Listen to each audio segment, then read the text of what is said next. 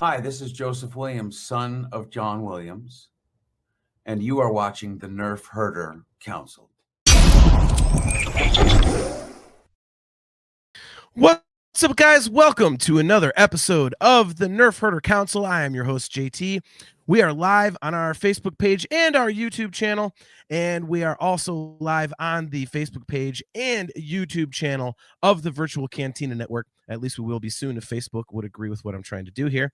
Merry Christmas, y'all. This is our Christmas episode, one of two this month. The following will be 2 weeks from tonight on December 17th, and it will actually be our 10th anniversary show. 10 years of this unbelievably crappy, goofy, nerdy show. Weird. Anyway, to finish out the rest of the intro, guys, as always, we're brought to you by Audible. Go to audibletrial.com/NHC for your 30-day trial and a free audiobook download. If you have not done so on either our YouTube page or that of the Virtual Cantina Network, please hit the like button and the subscribe button and the notification bell so that you are notified every time we go live. If you'd like to get some awesome Virtual Cantina Network swag, just go to tpublic.com/user/virtual-cantina. And if you would like to get some customizable Nerfherder Council swag, just go to shop.nerfherdercouncil.com. And guys, as always, the views of the Nerfherder Council do not necessarily reflect those of the Virtual Cantina Network. And there's probably going to be some bad language on our show, especially tonight, given the movie that we are all about to watch. So without further ado, we bring on my best friend. And I don't know, would I be the elf to his Santa or vice versa? I'm the jolly fat one, so I'll go with Santa. So he's the elf to my Santa. Of course, he's my brother AJ. What's up, man? Hey, what's going on, brother? How you doing, man? Not too bad. I'm trying to get this stupid thing to share to the Virtual Cantina Network Facebook page, and it's not loading up for me. So if you have the ability to do that, that would be helpful. I don't know why. Oh, we've certainly had our share of technical issues lately, haven't we? Yeah. Oh man. I don't know what I said, but anyways. Yeah. So real quick before we get to tonight's topic, of course, we are doing a watch along of one of my all-time favorite movies. There we go. One of my all-time favorite movies. That would be Bad Santa. And for anybody who wants to watch along, you can rent it on Amazon. AJ found it on HBO Max, any number of places. We are going to be watching the regular version, not the director's cut or Bad Santa. It's the original. It should be an hour and 32 minutes long. So that's the one that we're going to be watching. So before we get to that, though, I did want to kind of get to something real quick here. For our family, today is it is a sad day. So it was 5 years ago today that we lost our cousin Marty. And I kind of figured, just wanted to talk about him just for a very quick second, nothing too lengthy because we want to get to the movie here. But yeah, he was about a year and a half younger than I am. I'm the oldest of four cousins. Our cousin Chris, his brother being the youngest. AJ is a few months older than Chris. And Marty was only 43 when he passed back during COVID, actually. Mm-hmm. And it was out of nowhere, just brushing his teeth and boom, dropped down. It was really, an absolute capper of shit for, that whole COVID thing. By the way, guys, if I hack a lot tonight, I'm rocking some serious bronchitis. So when I laugh, I cough. So I'll be riding the mute button all night. So I apologize if I cough. But yeah, just wanted to mention Marty a little bit because he was definitely a character and a larger than life personality. And growing up, AJ and Chris and Marty and I were really, really close. And Marty moved away to Dallas, but we still kept in touch and everything, and we were still really close. And just really sad, man. 43 years old. Just that will forever to me feel so unfair, Mm-hmm. Yeah, but it sounds like a weird tribute, but I think watching this movie, this is the sort of thing that would absolutely crack him up and have him cackling. So I thought the same thing. Yeah. I can't think of a better tribute on today than to celebrate him than just watch a dumb movie that has some really bad language and laugh our asses off, huh? Yeah, this is definitely some Drake humor, I think. So Yeah. yeah, definitely something to be right up Marty's alley. I know his favorite movie was Top Gun, so of course, he's awesome just for that. But yeah, this is definitely something that he would have loved. I don't remember like if we ever talked about him seeing this or not. So, but in either case, just wanted to say a quick, little blurb about our cousin because we love him and we miss him, and he was in a lot of pain. He had a really rare medical condition, and it was some weird. He was always in like constant pain and like 17 surgeries or something on his one hmm ankle, and at the time that they finally diagnosed his condition, they were like, yeah, people that have this generally only live about 10 years or something, and he was right about the 10-year mark. So it was kind of very, very ironic. What's up, Tommy? Good to see you, man. And so yeah, but very sad. But by the same token, um, we're blessed to have him. So with that, let's watch a funny movie. So like I said, guys, we are watching Bad Santa, and it is the regular version. So it should be an hour and 32 minutes long, and you can get it for free on HBO Max, or you can rent it. I rented it on Amazon. I actually own the director's cut, so thanks, Tommy. 5 years ago, but still sucks, hmm But yeah, so you can rent it or you can watch it on HBO Max for free. So if you're ready, AJ, I am ready. So Yep, I've got the HBO movie presentation screen queued up, and I am ready to go. all right, I'm at 0, 0, 0, 0 on mine. So we'll do the count of 3, 2, 1, play, and that will be our cue. Okay, you ready? What? Yep, ready to go. Hold on a second. Wait, Kimmy whoa. Cannibal, you've never seen Bad Santa. Oh my God, this is a Kimmy movie if I've ever seen one. Please tell me you're watching along and not just listening to us.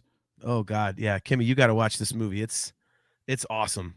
It's hilarious. So, yeah. All right, you ready, AJ? Yeah, let's do this. All right, do it, Kimmy. Let's go. All right, 3, 2, 1, play.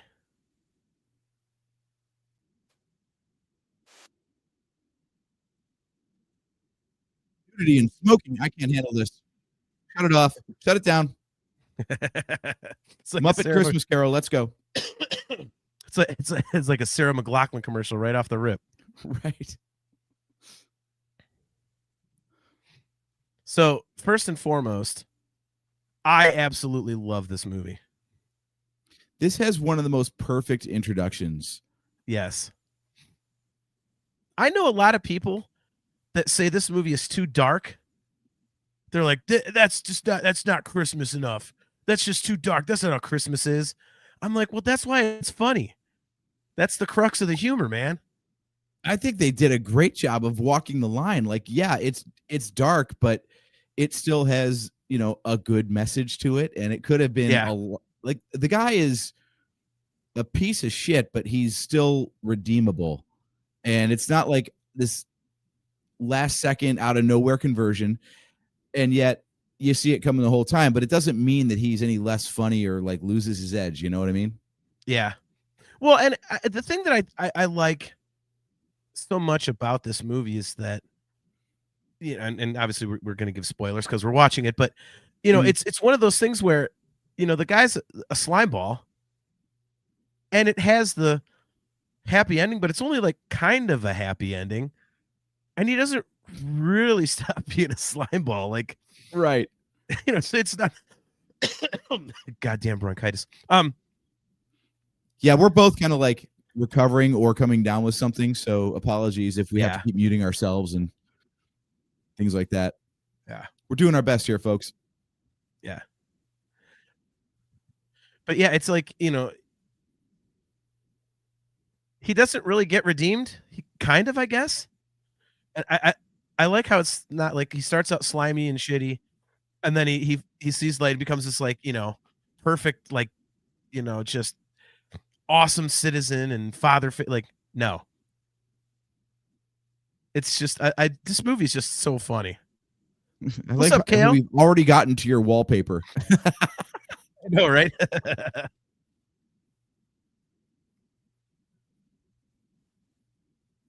This movie's so funny.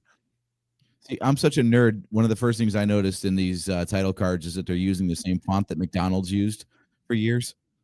Of course you would notice that.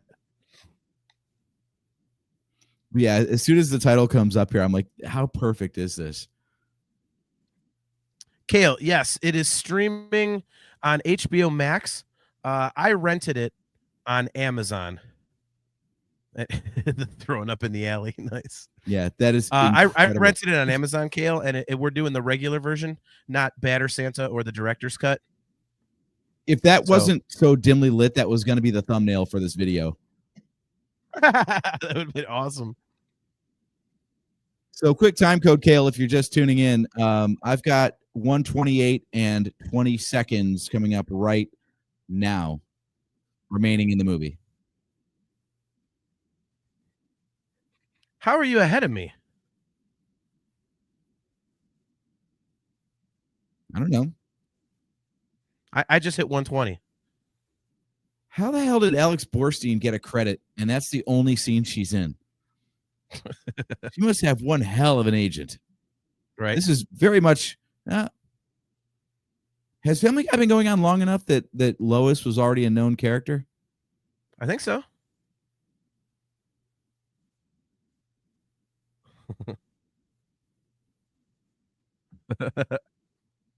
See him. I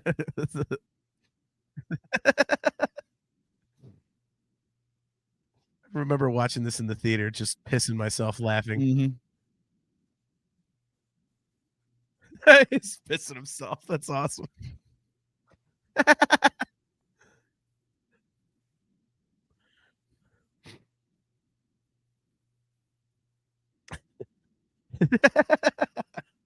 Also considered this for the thumbnail, but again, wasn't sure if it was really YouTube appropriate. Right. They do have some kind of big names in here, don't they? These little cameos. This guy's got his own sitcom. By the way, this episode of the Nerfherder Council is brought to you by Bell's Christmas Ale. It's a fine Scotch ale brewed and bottled by Bell's Brewery in Comstock, Michigan. It's also brought to you by whiskey in a Deer Park water bottle.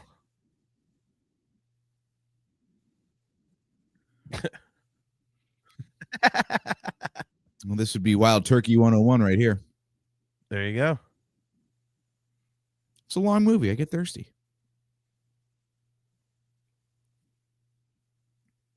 Great. Now everybody knows the code.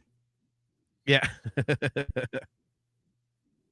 Look at Toomey trying to troll the Browns. Titans may win, but Miles is getting that sack record, pal. Yeah, like I was saying, AJ, I think like so many people that I know have said, well, that's just too depressing. I can't watch it. Christmas isn't supposed to be depressing. I'm like, yeah, but how many Christmas movies are there that are just like the happy, oh, yay, Santa. Like, oh, there's a cute story of maybe there's an elf coming to life or whatever, And I mean, don't get me wrong.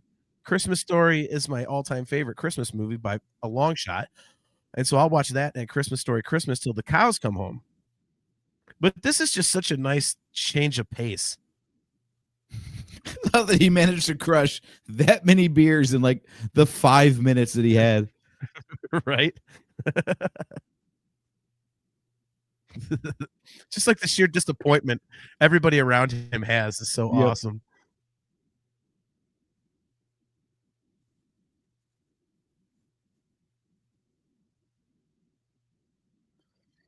God, do kids these days even get this reference? This is called a shopping mall. People used to buy things around Christmas in person at a store.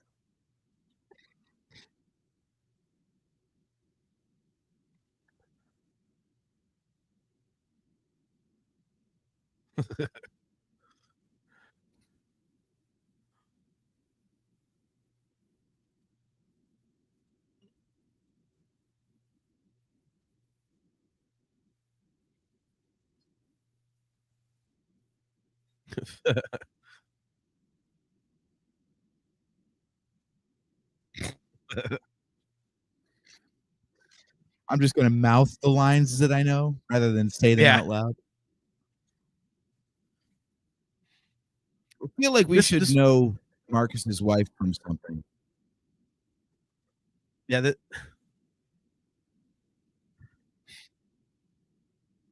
this movie is so eminently quotable. Mm-hmm. Especially like John Ritter and Bernie Mac. Oh my God. You know, for better or worse, I don't think bars like this exist anymore either. Oh my God, I know. When you find them, don't you just like, you're like, okay, I'm getting drunk in here no matter what. Oh yeah. Like you can't go in like, I'm gonna have one round. Like, no. No. It's like the pop-up Christmas bar at around the corner in Lakewood. Yes. I love that line. I weigh 92 pounds, you dick. I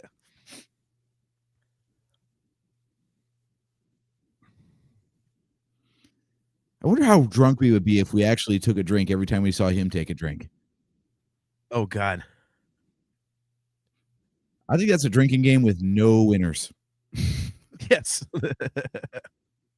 Could you imagine?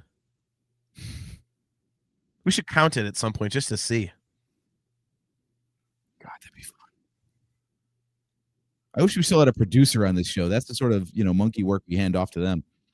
Yeah.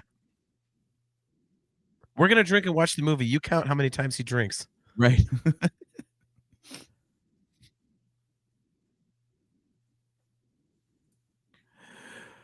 Miranda chiming in. We found that bar in NYC that looked like this bar. Absolutely. And I have yet to find a place that I can buy cabin still whiskey. But in New York City, we found a bar that did beer and a shot for $5. Ooh. Cabin still whiskey. Yeah, and our whiskey loving cousin told me that basically that shit'll make you go blind. So I thought it was pretty good. Means you already have eyesight problems, apparently.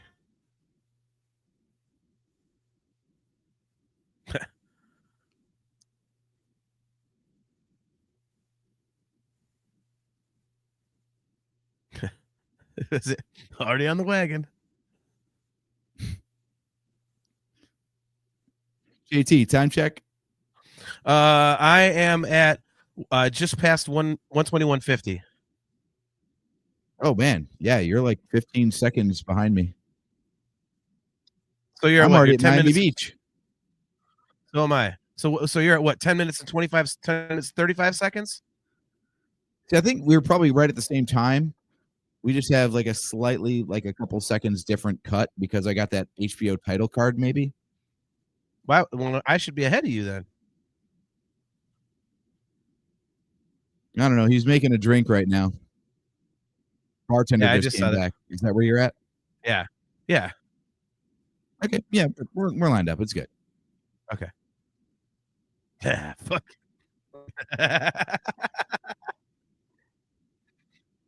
This movie fucking rules, man. I love this movie so much. I love that he hit the camera with the bottle. Right? And he's also like getting mad at the bar owner guy.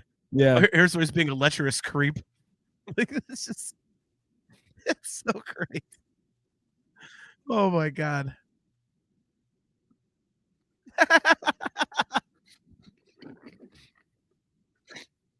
It's like the most Christmas movie ever. And of course, in the background of that scene, if you notice the two umbrellas, one's red stripe and one's green stripe, you got to keep it Christmassy. Oh, I didn't even notice that. No. Yep.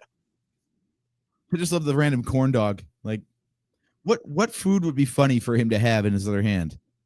A corn dog. Right. I've had mornings like this. How about you? Tony Webster, I love that line.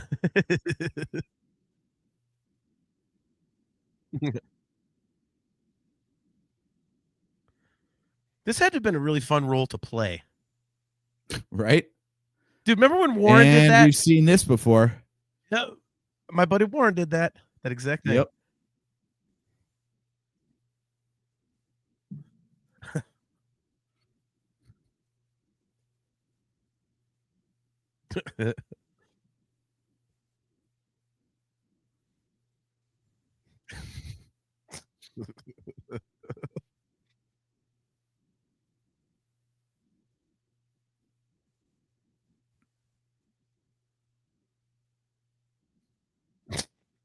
Just the look of him.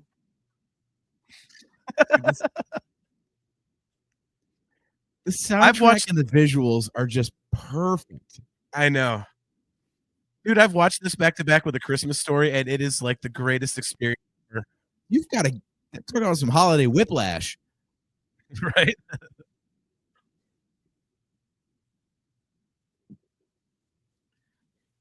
All right.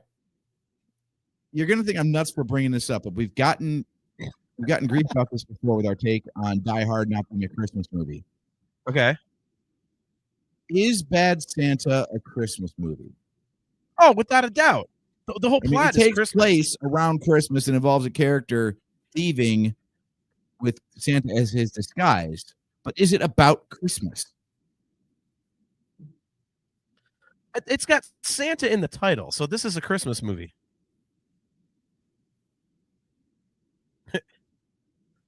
Kimmy Cannibal? Since I miss answering machines.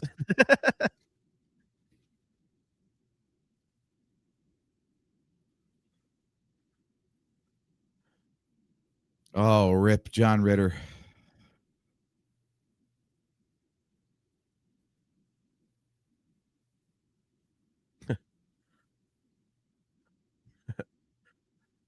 He's such a creep.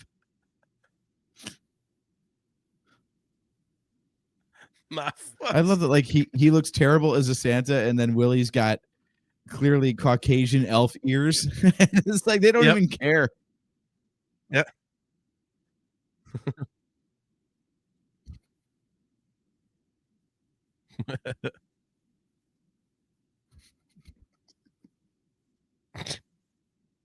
My gear.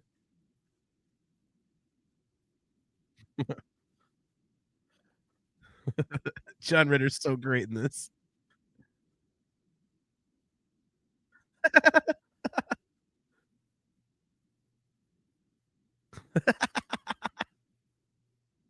Dude, Marcus makes this movie. Yep. Him and Bernie Mac. Oh God, yeah. It's so great.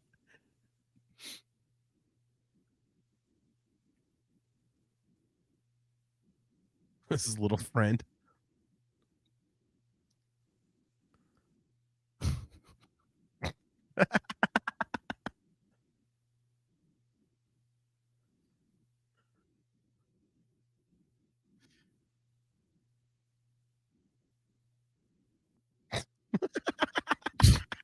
I just don't know if a movie like this can exist anymore.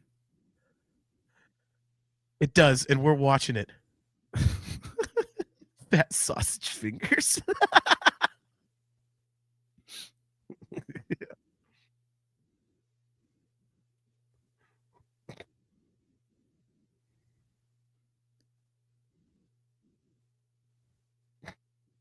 I think we have our niche for comedy. Like we were just watching Office Space on Thanksgiving, and it's very much in this vein of like, I don't know. You can't like tell when a movie was made based on the type of jokes that are funny. Yes.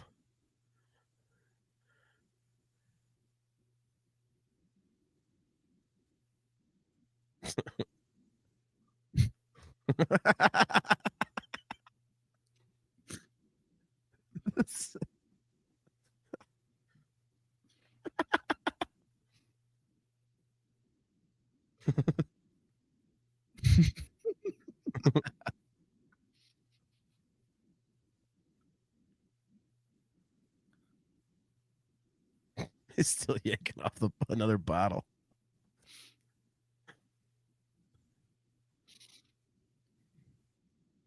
I wonder how many mall Santas actually function like this too. I know, right? Well, and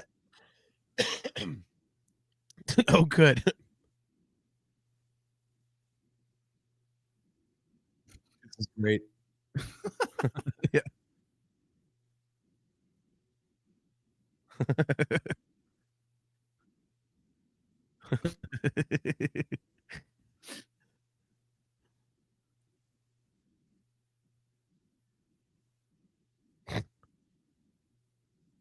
What kind of coaching did they have to give the child actors? I know. They know what kind of movie they were going to be in, especially Thurman. Oh, dude. See, as you run down the list of characters, it gets funnier and funnier. Thurman Merman. Yeah, exactly.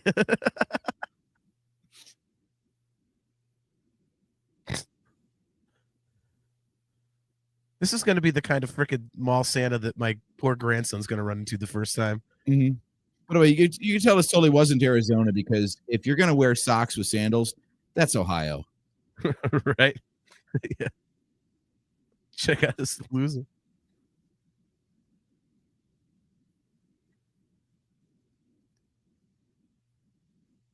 Man, this is the first time I've watched this on like a really like high def screen. It's just my laptop screen, but I had no idea he had that much snot in this scene. Oh, yeah. It's bounced the fucking can off his head. I love Draco Malfoy as a skater. I know it's not the same actor, but come on, Right. that's Draco. Totally. This is not the TMV.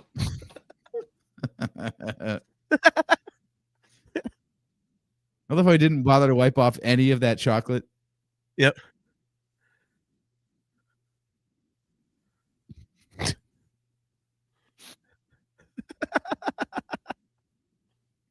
Wasn't this around the time, like right after Billy Bob split from Angelina Jolie? Oh, I don't pay attention to that. It could This might have been a little bit meta for Billy Bob. I don't know. Yeah, right?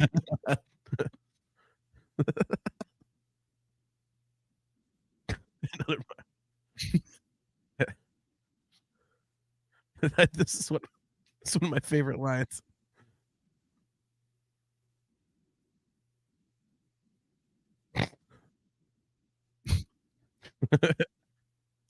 I loved a woman who wasn't clean.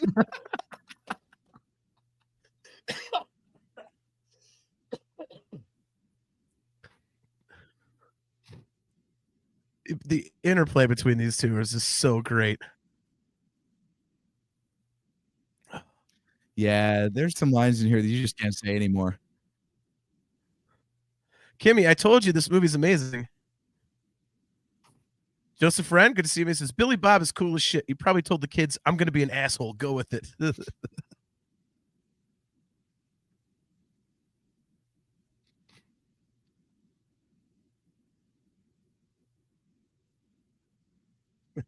Candy Park. Candy Park Guild. Goddamn bronchitis. God damn it. Oh my God.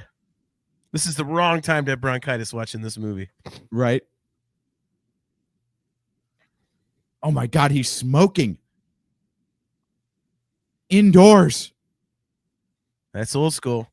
By the way, so if you did you ever watch? That's how you know he's a bad person, kids. Did you ever watch Gilmore Girls? No. I've seen a lot of it because Steph watches it. She loves it. Oh, this guy. Speaking of Office Space. Yep.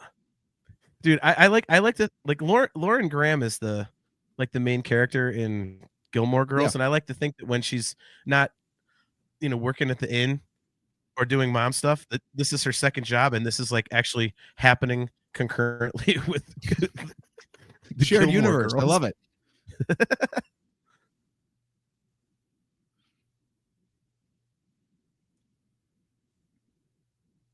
Yeah. It's always so weird. Like, I mean, they're actors. It's their job to play different characters, but it's so weird when you identify an actress or an actor with a certain role and then they do something like completely different. It's like every time Patrick Stewart shows up on American Dad. Yep. Or Jennifer Aniston in Horrible Bosses. Yeah.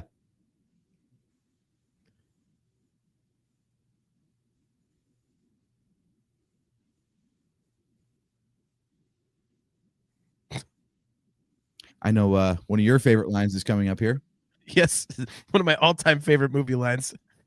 We shan't be quoting that on this broadcast. I will let everybody know when it's coming.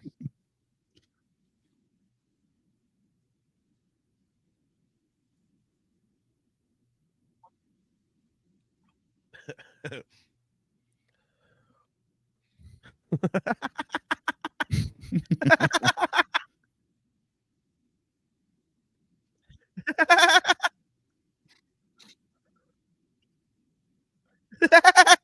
I at least take this hat off? That is the best. All right, here comes one of my all-time favorite movie lines. Here comes Billy Bob Thornton's line.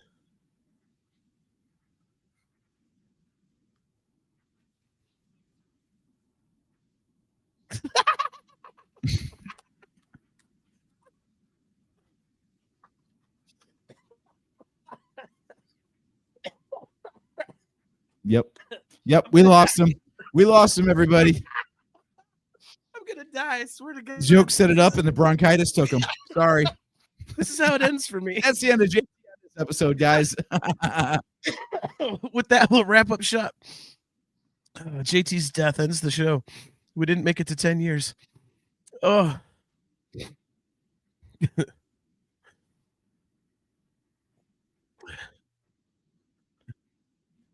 Are you off your fucking meds?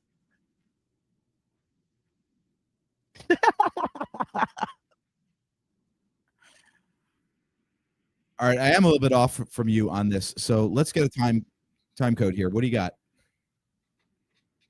2406. Okay, we have different time codes. That's the problem. Because we weren't that far off. 2406 for me is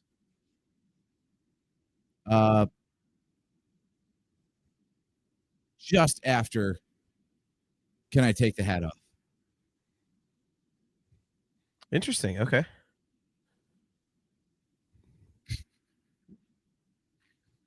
I love his fight strategy. You're short, you're low, you can grab his balls. Yeah.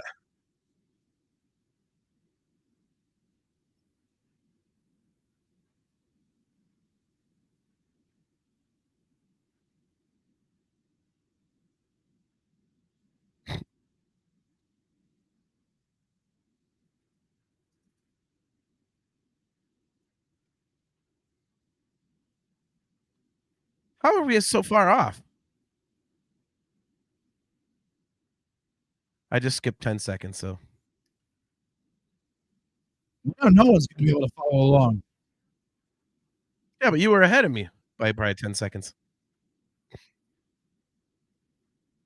That's my favorite line. Although you might not be at it yet because we're out of sync now.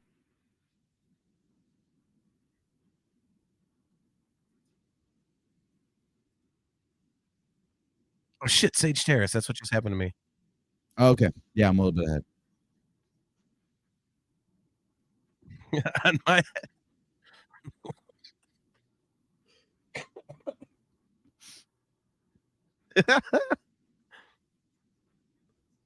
You know, either we're also hilarious or we're also terrible because the way he talks in this conversation is like exactly how we would talk too. Oh, dude, 100%. 100%.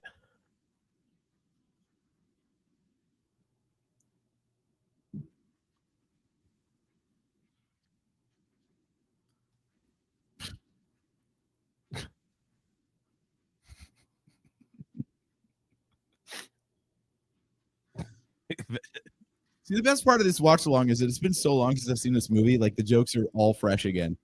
I know.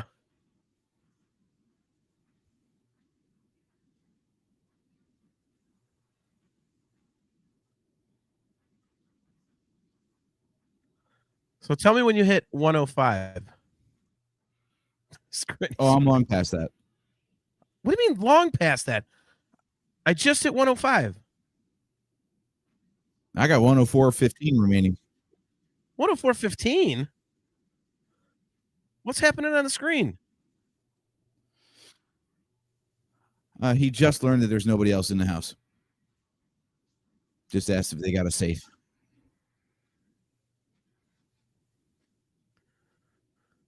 All right, I'm going to time this. You know, just quote a line as it comes up, and I'll know exactly where you're at. This is great podcasting, by the way.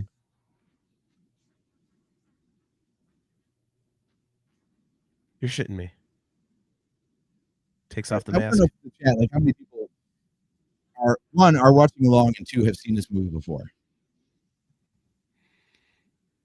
All right, I just skipped ahead 10 seconds again. He's want milk and cookies? Should I fix you some sandwiches? Does your daddy have a car? How far ahead of you are that from that? All right, I just jumped back a little bit then. All right, back to the mall.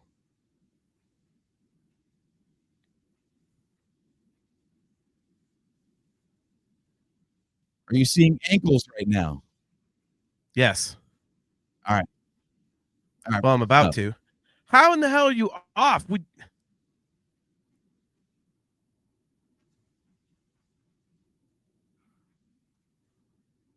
Okay. The Luddite, Joseph Wren, sticking with DVD, not even Blu-ray. What is up with that?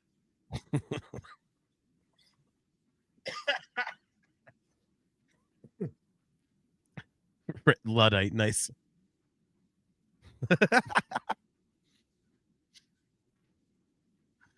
I never fornicated anybody. Yeah.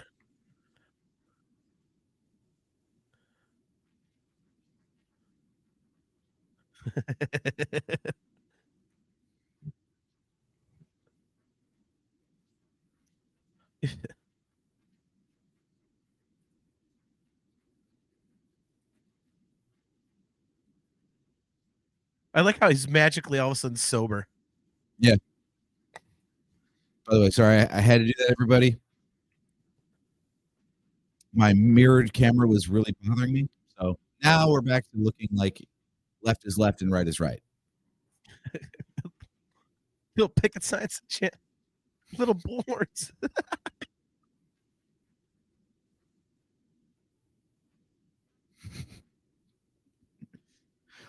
Dude, this movie makes me want to go back and watch Three's Company because I think I never gave John Ritter enough credit for how funny he is. Dude, I got several friends who love that show and love John Ritter.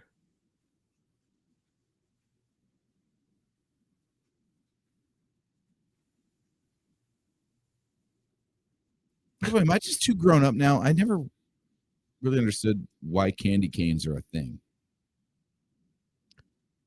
I guess it's just like a tradition. I don't like them.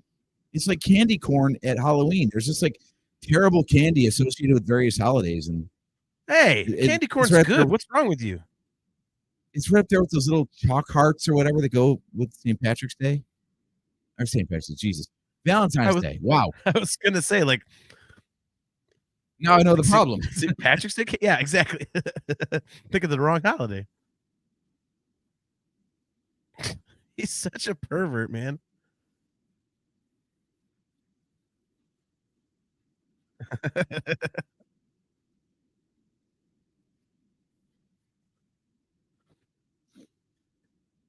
You promised no arcades.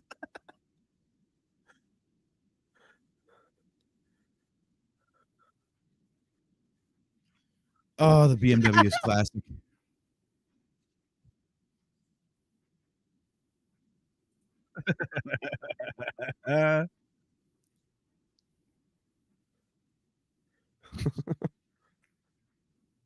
It's so good.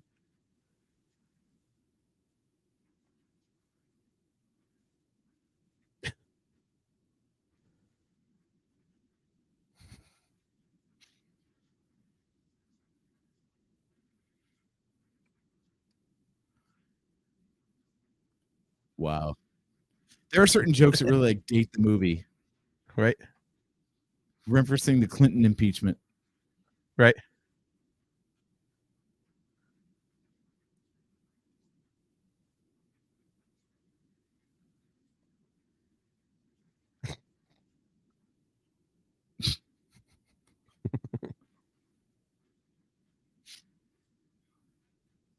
Must love all the mouth noises.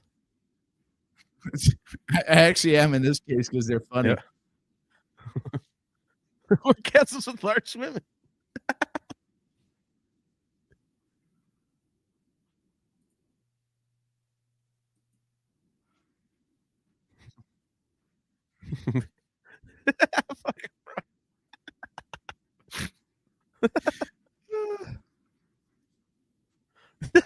Space Wings. It's hacking. I do apologize to all of our audio viewers out there. Watch-alongs really suck for you. Sorry, not sorry.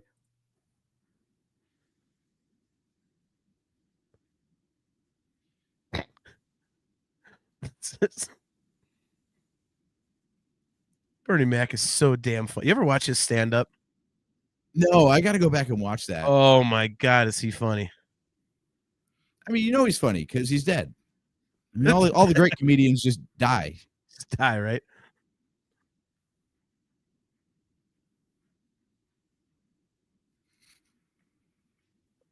Like, look.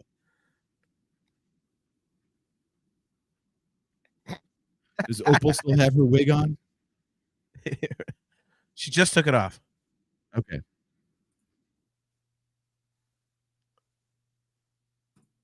All right, I think we're synced up now.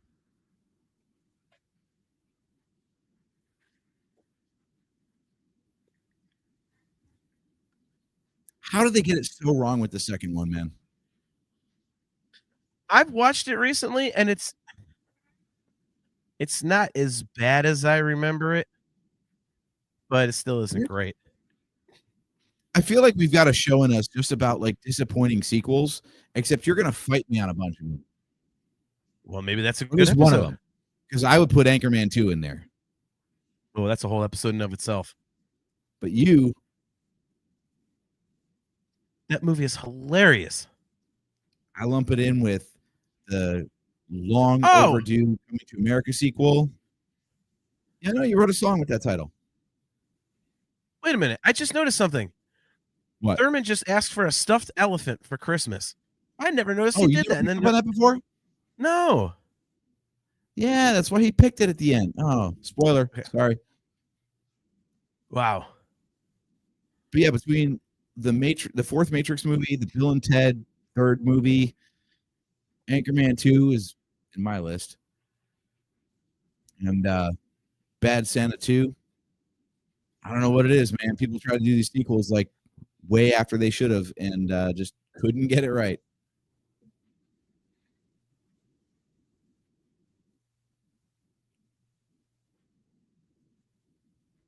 Okay, I've got to Google what this kid looks like now as a grown-up. No, phone, shut up. I'm not talking to you. It's also creepy because Gemini just tried to offer up an AI image if I could explain the child.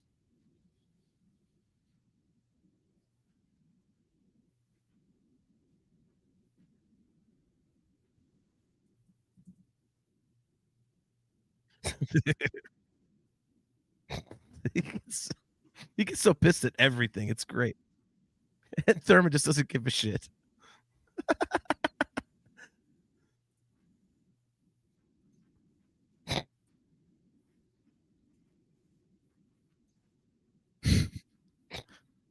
What is it you have in front of sandwiches?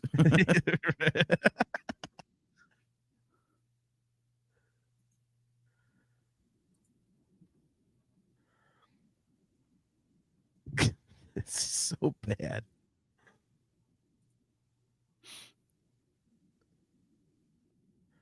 See, but the thing of it is, like, it slowly builds.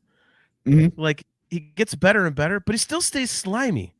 Like, I think that's why it works so well for me. It just wouldn't be funny because you think the first half is hilarious and he gets to be a nice guy. You're like, oh man, but it never does that. The stupid question, like he hands him a glass of oranges. Like, what's in it? Oranges. Yeah, right. For those of you wondering, this is what actor Brett Kelly looks like at age 32. This is Thurman Merman as a grown-up. He's still. Oh God. Wow.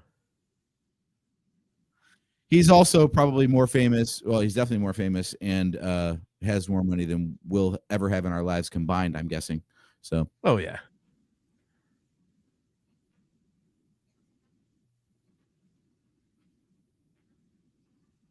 I think by being this movie alone, he already accomplished more at this age than we have in our combined, oh God, almost 100 years on the planet.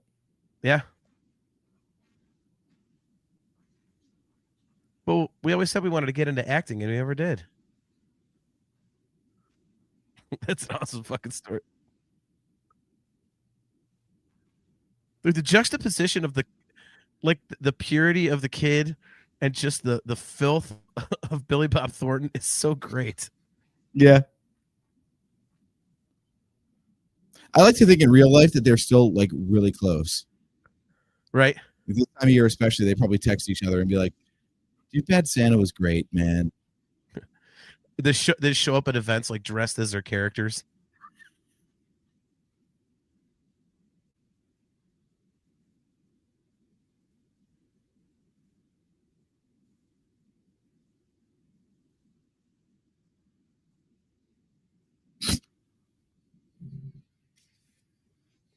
There are certain lines that I forgot about this movie.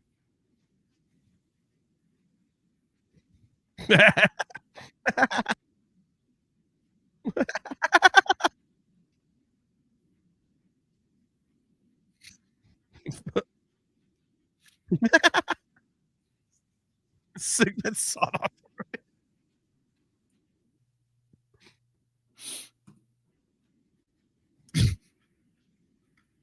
I love the way he caps off this monologue.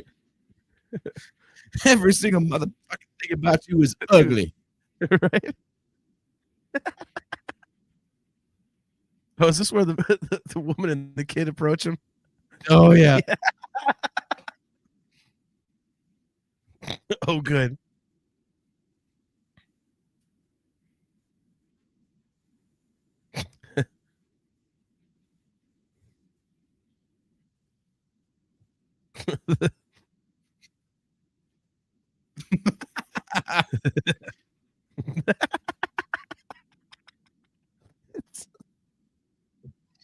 He just screams at her with lettuce flying out of his mouth. The hardest thing for me about this movie is that I identify a little bit too much with his character. I've had moments like that where I'm like, you know what? I feel that. I feel that right there. Right?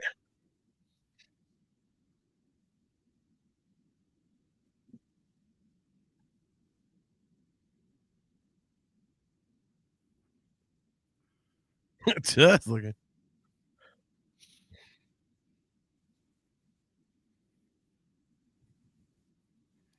This is exactly where you date the movie. What is the current generation of video game console when this movie was made? Yeah.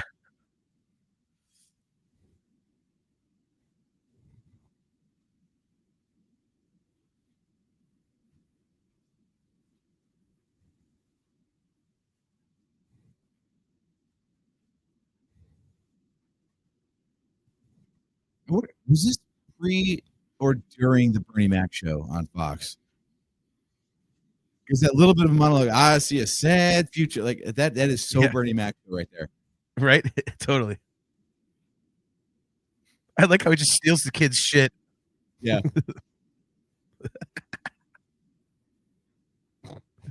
He never even identified himself as security or anything. He's Right? just like, I'm a guy. I'm Yeah, talking right. to you. Yeah. Happy Kwanzaa.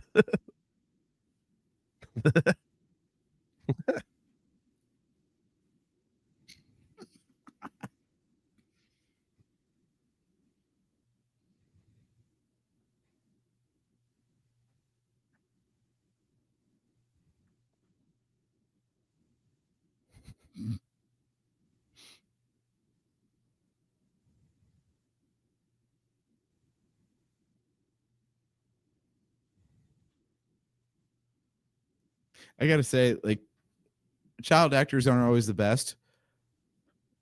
Thurman does a great job. Yes. Well, and it's the complete lack of emotion. You know what I mean? Yeah.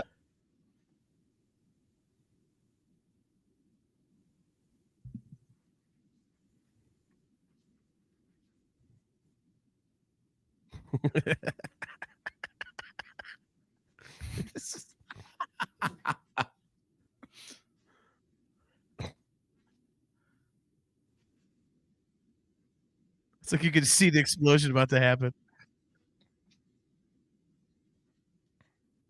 Rage quit before that was even a term. Yep.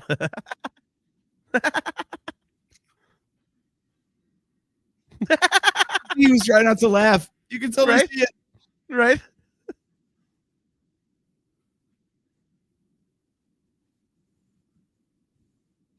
He's shake his hand. Oh, this is the boss from Enterprise Rent-A-Car from Ted. You could have my life. I met the Tom Scare. Yes, me and Scarrett. Please tell me they're doing another season of that show, by the way, because that was amazing. That was great.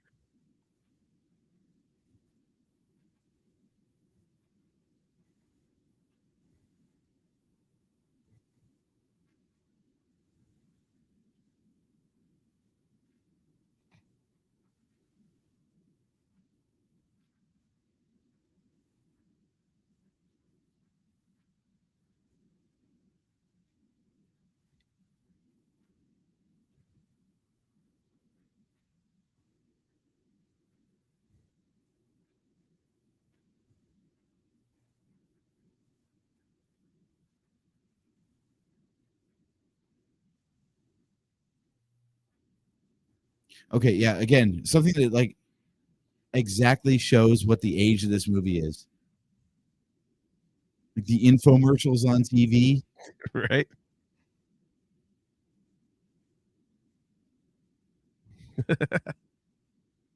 God. Remember when those were all the rage, those TV ads? Mm-hmm. The Ron Popeil pasta maker. Oh, God. Wasn't he the one that also had that like spray paint that was supposed to cover bald spots? Yep. Well, no, I don't know if it's him. I remember the stuff, but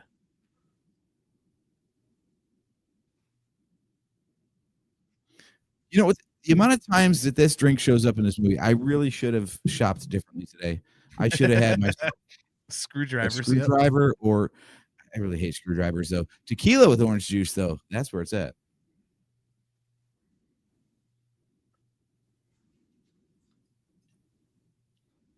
But I could never eat a whole one. Sorry, what? It takes us the totally wrong way.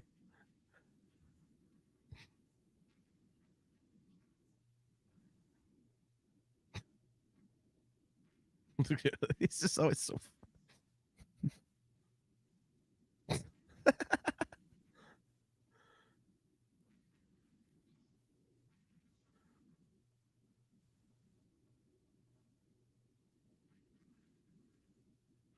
Oh, she caught the feels. Yeah, it's just like the bridge between Thurman and Willie. Mhm. You know, it's like she gets into the slimy side, but she's also like the good, like nice girl in a way.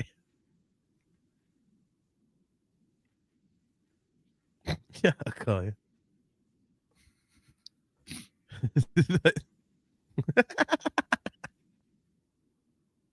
Here comes the soundtrack to save the rest of the scene.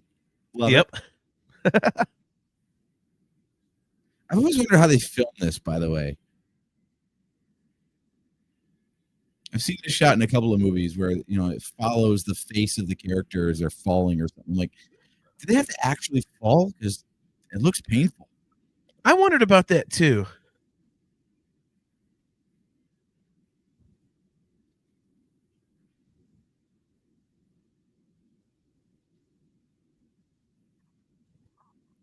By the way, quick sidebar about advent calendars.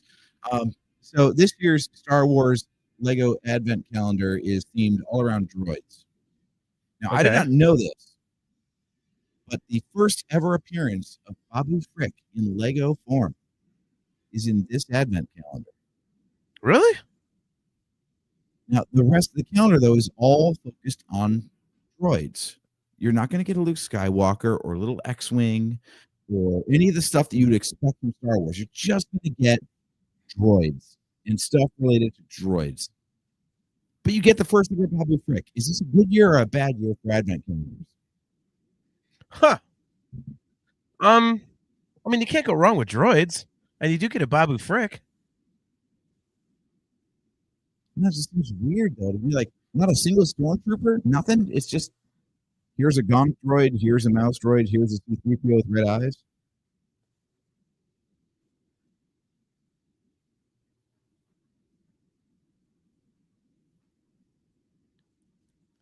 For God's sake, it's gonna sting a little bit. Yeah.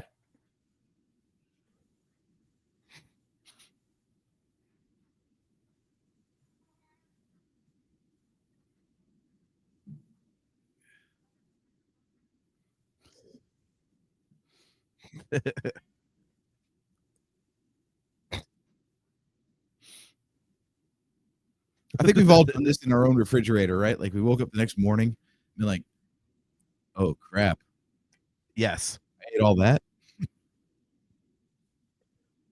I mean, as long as we're memorializing relatives, favorite quote from our father. Who the fuck eats an entire sleeve of saltines? Sleeve of crackers. Walking in, it was They were fucking saltines. awesome. Yes. Who the fuck eats an entire tube of crackers? Yeah. I wasn't even questioning that. I was like, yeah, that you ate them all. It's like, wasn't like telling me I was full of shit or anything. He just kind of didn't say, he didn't believe me or nothing. He was just, you could see that realization of who the hell does that? Right.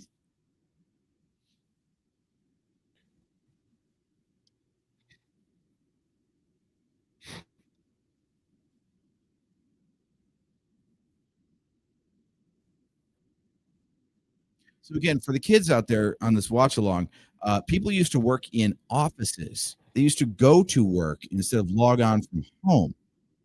And those deep fake things that were largely off-white, those used to be computer monitors. They used to be that deep. Yeah.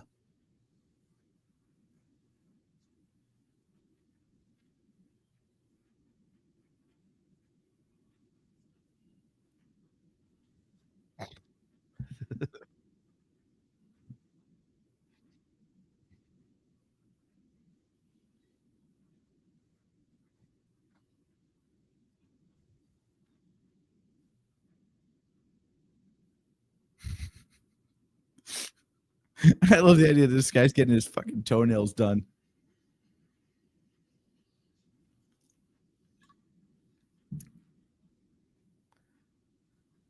All right, so this is what brings it all full circle into our sci-fi podcast, because this guy played Neelix on Star Trek Voyager. That's Star Wars adjacent, so I think it's still relevant to the general theme of the virtual. He's like an alien, isn't he? Yeah.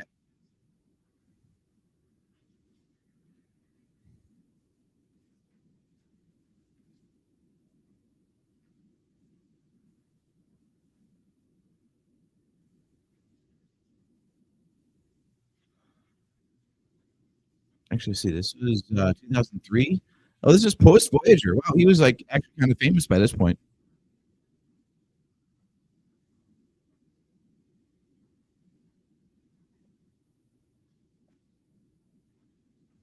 You know, I can't root for this guy anymore. He doesn't like sandwiches. Who doesn't like sandwiches? Yeah, I know, right? I mean, I get it. I'm like, because bologna and salsa. Oh my god.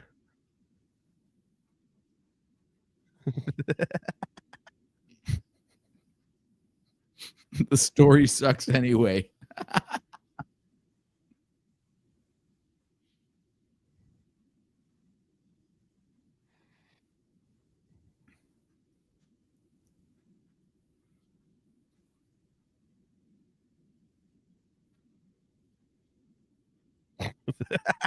Someone messed with it.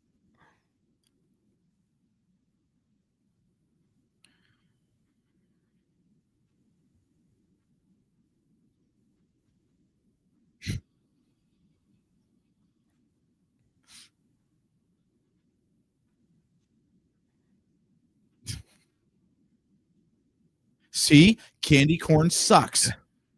No, candy corn is great. I love it. They can't all be winners, now can they?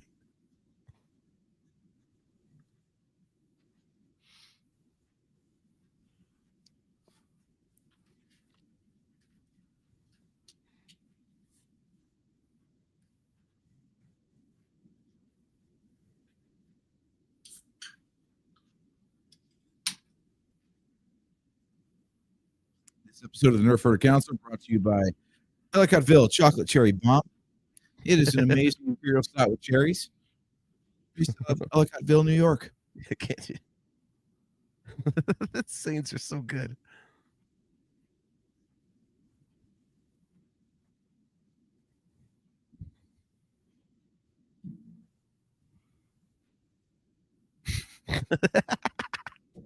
What can I say? That pained face drinking this. Yep. Oh, Is my that God. Metamucil I think he was mixing up there? Yeah. Yeah. I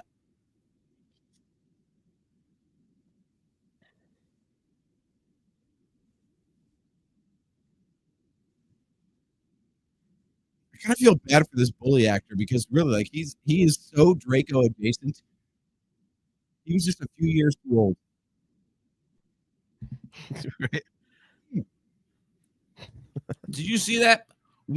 I'm pointing at this monitor over here. Anyway, I was just gonna say. one of the bullies had the upside down visor. Like, I'm gonna wear a visor backwards and upside down. Yeah, that's a little, like you said, dating it, whatever. Part of it.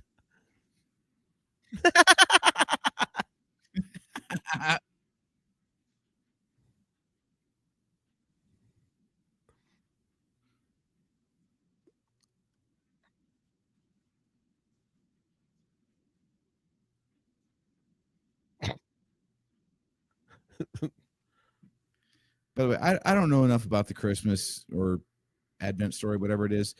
What is this talking walnut thing that keeps coming I up? don't know about that either.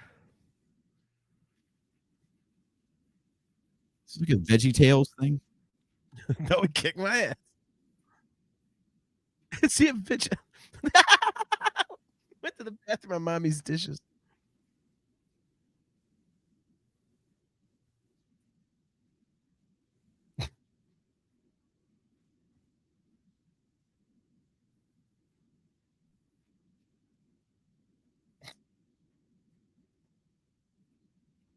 I'm telling you, watch this back to back with a Christmas story. It's like you could do it either way you want.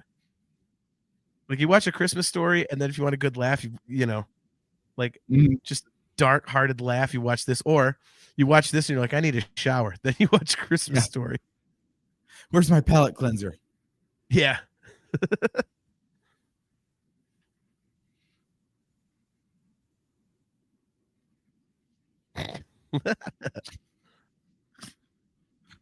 I love that he's got cigarettes stashed in there.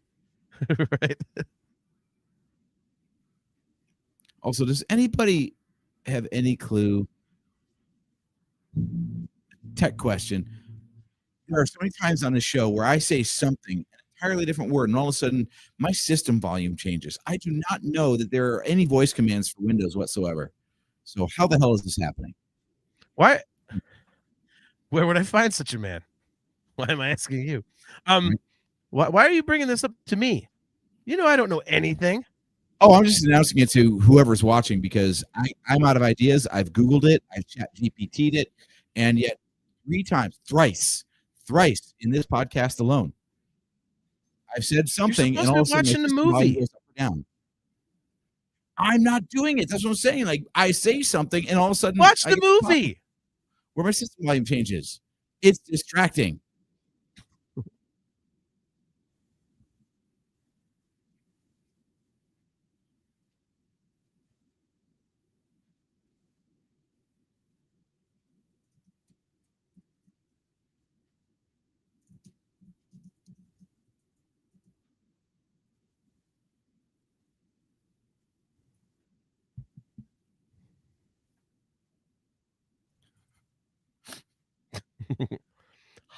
Off.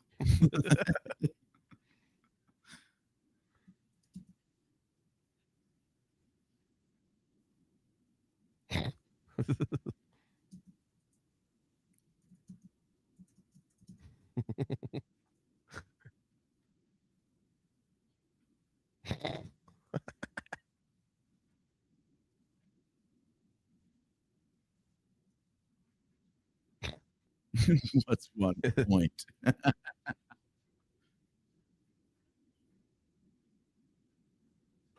Chinese menu.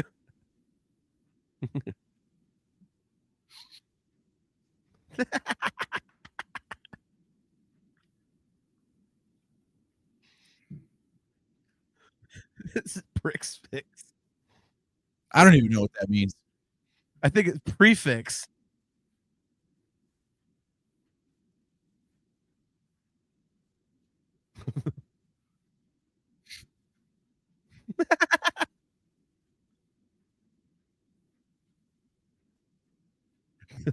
Okay, this is a bad movie for a watch along because you want to quote it, but you know we're not allowed. Exactly. We did warn people that there's going to be cursing on the show. Well, yeah, but when Marcus is the one saying things about little people, we can't say it. Well, that's true. He's sleep coming up the damn escalator.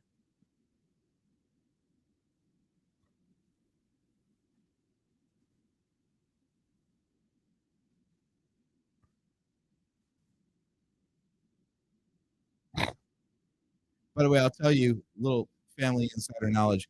You dodged having to go see Wicked with mom, so good for you. But at the same time, that very night was also puppy pictures with Santa. So we got to see and introduce ourselves to a whole bunch of amazing guys and girls. I keep meaning to get the dog's pictures taken with Santa. Dude, this is like, what would you do if you saw this in person? This Santa absolutely like decimating the whole like set. Would you be one of those people that's just filming things, or would you actually like? I mean, now of course, yes, it would be all over every social media platform on the planet. But oh God, if you were like, if you had a kid in line right there, how would you explain this? I don't know.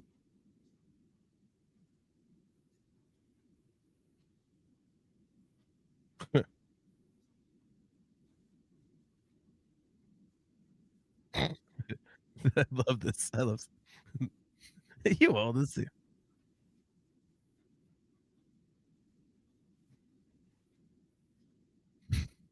It's a matter of physics. Leonardo da Vinci. He just drops him.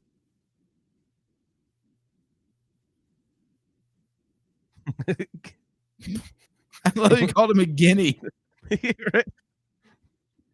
It just did it again. Whatever I just said, my volume just changed.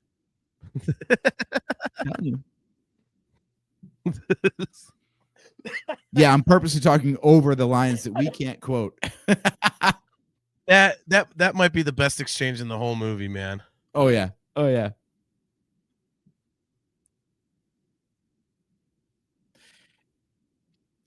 See, this is the miracle of this movie, though. This movie is so dark.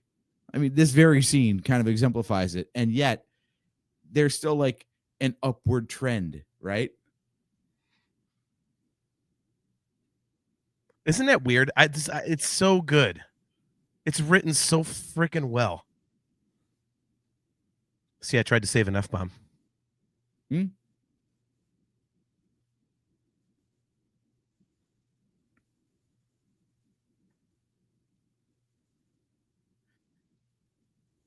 I think we said this before. To write a quote dumb comedy, it has to be really intelligent. Like there's continuity here. Like you just picked up on the fact that he asked for a stuffed elephant, and then he changed the color of the elephant, but then he wanted a gorilla because he was upset about being bullied. Yep. And then he's gonna write the note. Yeah, so he writes the note, hands it to him right here.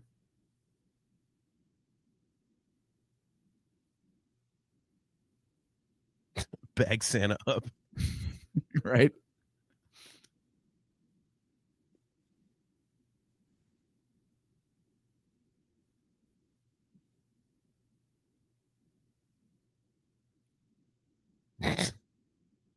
See, like right here is a perfect example. He's gonna kill himself, but instead he decides to live so he can go beat up a bunch of like teenage kids for bullying Thurman. Right. Like, oh, he had a change of heart. He wanted to live. Yeah. No, he just thought he just knew a teenager needed his ass kicked. Yeah. No, I mean, you're right, and it's like all of the best, like, at least to me, like, you know, quote unquote dumb comedies, there is a certain intelligence to them. I mean, it's not about just writing a stupid joke and moving on. Like, there's a through line of actually, like, you know, it ties into the story a little bit, like, you know, use of language, even something vulgar like this, you know? Even that, like he's like, turn the corner. What? You cheats now? Like, Yeah. Right? I mean, that is a perfect example. You know, he's, like, having, like, an epiphany, and yet they throw in this joke about him, you know, banging large women. Like, you know what I mean? Like and yet his epiphany was, yeah, I beat up a teenager today. exactly, exactly.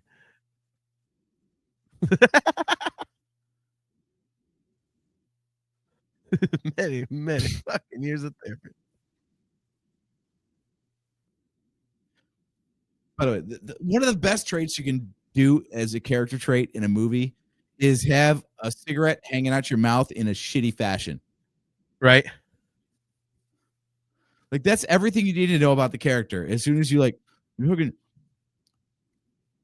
you got a cigarette like this, you know, you just know exactly who you're dealing with, you know. Well, it's funny because I had Die Hard on my tablet today while I was working, and it's funny you mentioned that because, like, when Hans gets caught by, McClane and he's trying to do the American accent and he gives him a smoke, the way he's holding it, I'm like, "That guy doesn't smoke." That's Yep. how I would hold the smoke, like, you're trying not to burn your face or your fingers, like How does he hold it? Does he hold it like a joint? Like, right? it's just it's always cracks me up.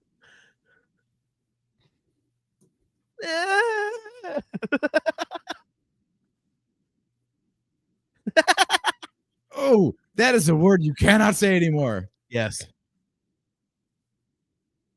I could just boots him in the balls. Right. I know this is his first move.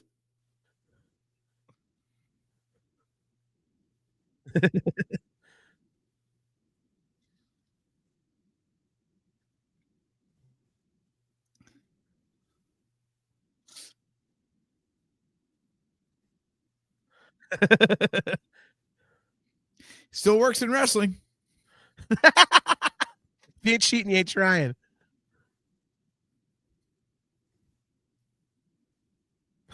Sneaky little prick. I know this like stupid little kick fight here at the end.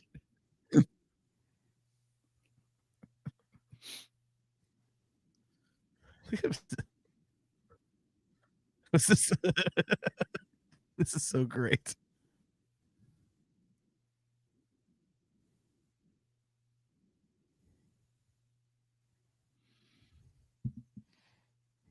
Oh, I'd love to say I haven't been here, but What, dead? Almost dead in I, a recliner I've, or I've walking in on someone almost dead? I've done a wellness check or two. Yeah. Oh, goodness.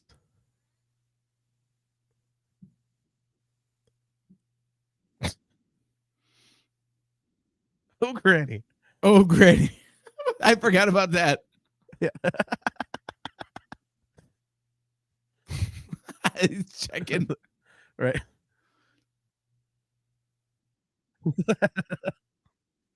This is what Phyllis Diller, right? Phyllis Cloris Leachman. Oh, Cloris Leachman. Okay. Look, they're kind Phyllis of Diller. synonymous, aren't they? Oh, no, they're not. Not at all. I'm gonna Google both of them. Actually, Lord. I'm gonna go let my cat out of the room. okay. Also, I'm not that far off because Phyllis Diller survived for 9 years past this movie. Okay, that's not the point. As huge Mel Brooks fans, you should know Cloris Leachman when you see her. She's in a Okay. bunch of our favorite stuff. Yeah, but honestly, I thought she was too old to be in this movie. So Well, reached it's for not the like she next looks. person. She doesn't exactly looks like she's in her 30s in this movie.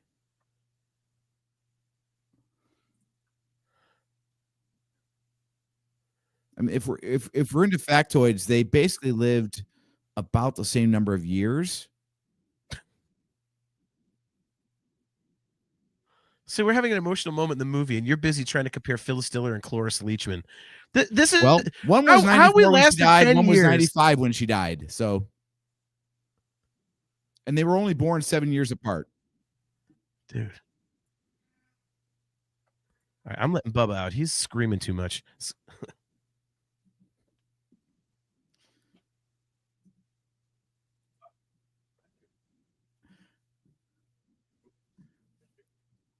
Jesus, at least put me in solo mode, dude. Come on now.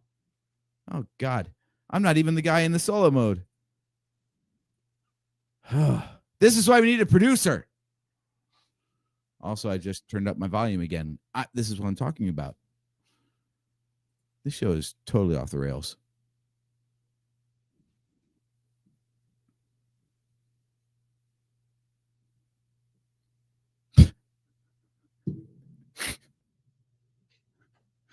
Okay, clearly I don't pay enough attention to this movie because I completely missed the wooden dildo joke. I think wooden pickle's almost funnier. I mean, I think it was intended as a wooden pickle, but he wasn't wielding it like a pickle.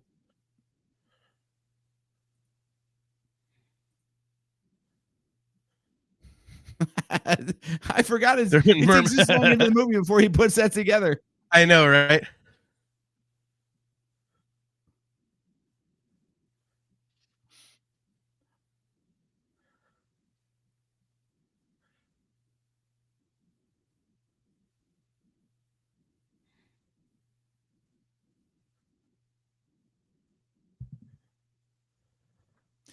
There is such a subtext here that, yeah, you don't pick up on this stuff because you're too busy laughing at the jokes. But he just said, like, for the last couple of years, like his own parents didn't even bring him presents.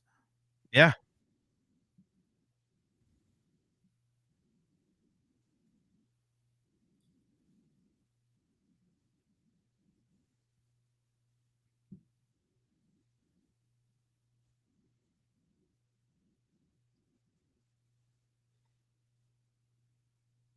See, it's like, yeah, now it hits you in the feels. Yep. It completely changes tone. Well, and dude, and isn't it like perfect that, again, the juxtaposition of everything? It's like he's so expressive and Thurman is not at all. Like if you actually had a kid trying to act and be like, I just thought we might be, it would just wouldn't work. You know what I mean? Yeah, like he better as the awkward kid. Yeah. Okay, Kimmy, she's Jack Black's girlfriend in The Office. That's a sentence of nouns that I don't understand. Sorry, I haven't watched The Office. I didn't know Jack Black ever appeared there. So whoever his girlfriend was, I don't know who you're talking about. I didn't know Jack Black was on The Office. Yeah, we have some major blind spots in our pop culture knowledge. Well, see, so basically, Kimmy's saying that we need to watch The Office, and we turned her onto Bad Santa. Please so do not make me.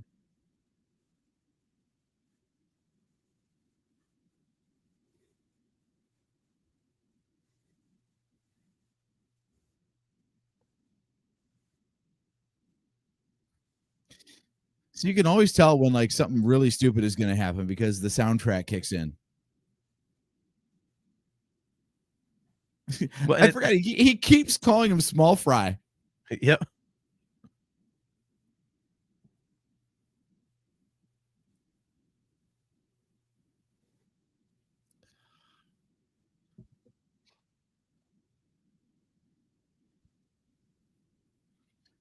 By the way, if you think that this scene wasn't playing through my mind a couple weekends ago when Mom asked for a jump start in her own garage, yeah.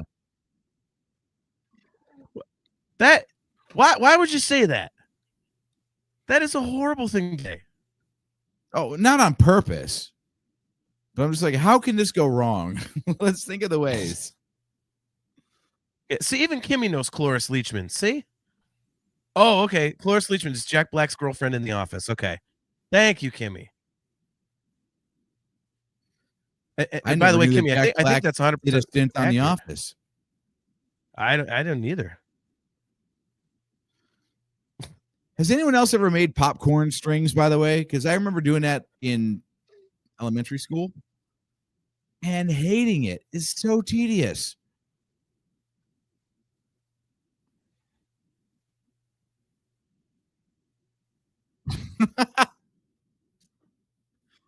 I love it. It's a gel cap. That's the one I love. The medicine. It's a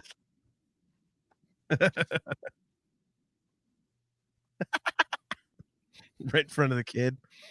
And look at that Charlie Brown ass Christmas tree. Yeah. Sorry, this is a joke for the boys. We've all been there, right? We've all done that. I mean, Lauren Graham's never been in my living room, so no. Oh, fair point. Yes. I was way off base.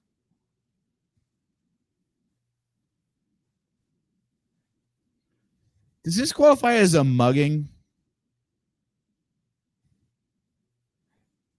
I mean, they are hanging literal stockings, though. So that's, I'm pretty on point.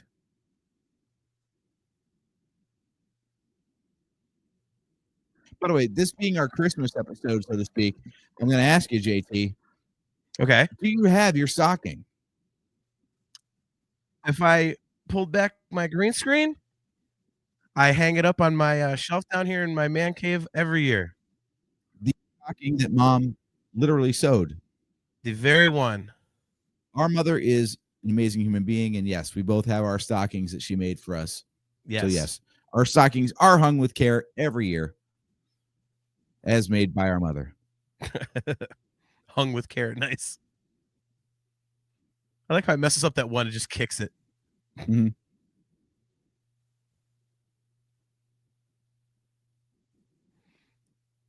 See, and here's like another emotional moment. He accepts the sandwich. Mm-hmm. It's weird that that's like a big deal, but yeah.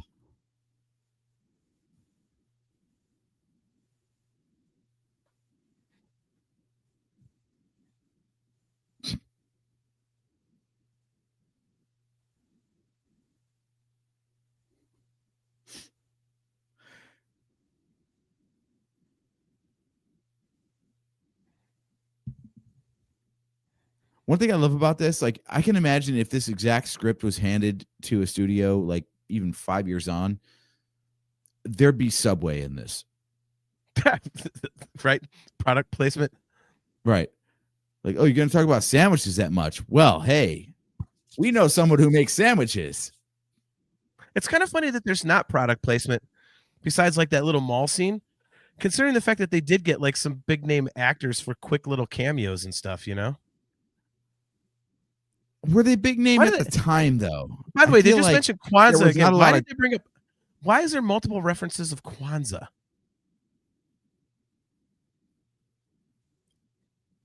I don't know. That's interesting. I never picked up on that before.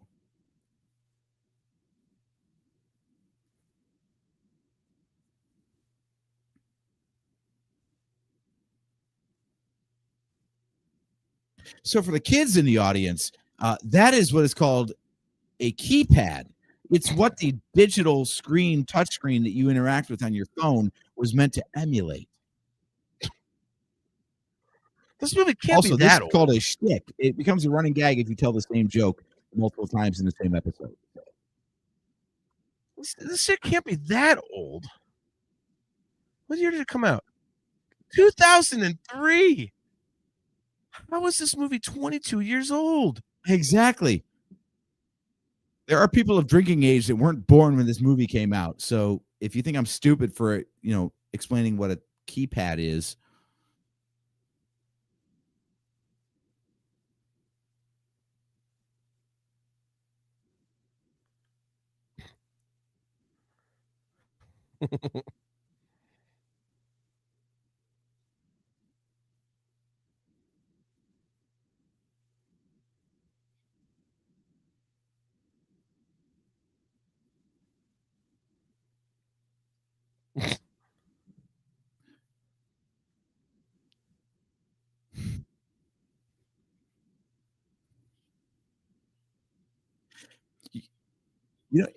It's taking me this long into the movie.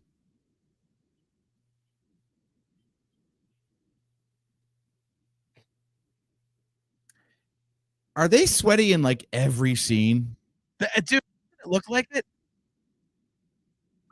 I don't know if that's like so for Billy Bob Thornton, you would think it would be purposeful, right? Because he's Yeah. drinking all the time and everything. Like, but is it for Marcus too? Like, are they just supposed to look grimy? Like, I mean, but Marcus doesn't look like it nearly as much as Billy Bob Thornton, but and honestly, he is wearing that Also, damn Santa suit, yeah, which is hotter than hell. yeah, yeah. I think it's kind of a character trait. Yeah. But I gotta think like, okay, so you were asking about this movie and all the famous people they got in it. The soundtrack is basically public domain. It's all classical music. This might be a lot lower budget than we think. Or if not, all the money went to getting the cast. But I mean, there's not like special effects or anything. What are they spending money on besides paying people to be in it? I mean, doesn't that make it kind of awesome though? It's got like nice yeah. classical music, Again, Well, right here. This movie is a series of juxtapositions, And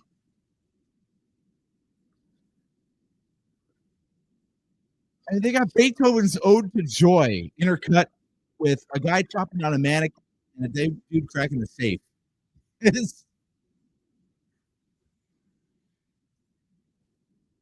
could just be like, oh, F-bombs and a drunk Santa. Oh, it's a funny movie.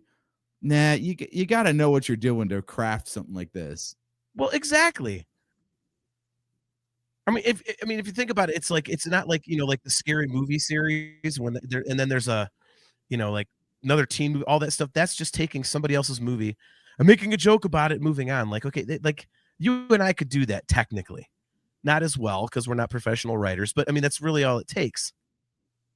But to write something like this, like I said, like as you watch it, you're actually noticing things and going, oh, like this ties back to that, or oh, look, there's that little moment, and like right from the outset, like I said, here we go. It doesn't go in that typical pattern of, yeah. He's like, wait, purple, okay. Yep. Hold on a second. No, he said he didn't want purple. Like he remembers. Yeah. See shit like this, but yet he's never 100% like a good guy. You know what I mean? Like, so yeah, we're gonna rob this place blind, and I have no moral quandaries about that, but I got to get this stuffed animal for the kid. Yeah.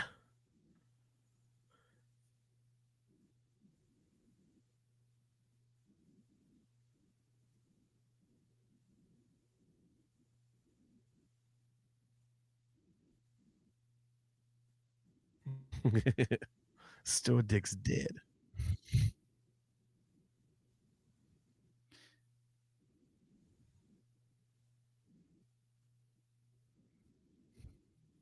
Transit sick Gloria?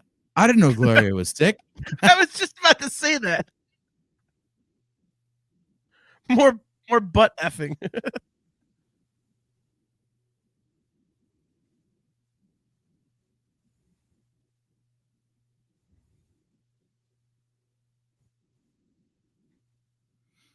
Isn't it weird? Like, he's not a guy you're supposed to root for, but by the time this point comes up in the movie, you're like, I really don't want anything bad to happen to this guy.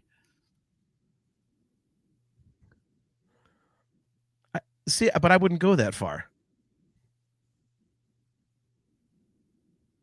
That's why I think it's crazy. Like, it doesn't go the whole arc.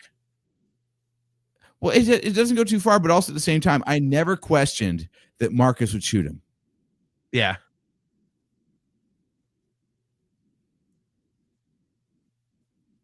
The fucking kid. Oh my God. Wow. The cameo from the America's Most Wanted guy. That's what I'm saying. Like, they get all these crazy cameos, man. That's just okay. I want to know how that kind of a scene happens right there.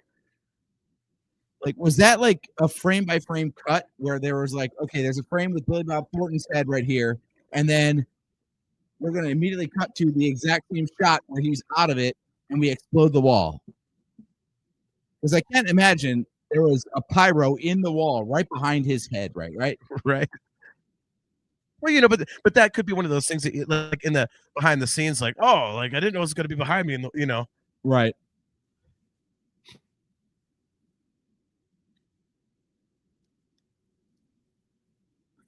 I love that he steals a freaking car just to deliver the stuffed animal. Yep. Well, and again, I'm going back. And then here we go back to to the classical music. Isn't this the first? This is the opening credits music, isn't it? I'd have to go back and look. You might be right.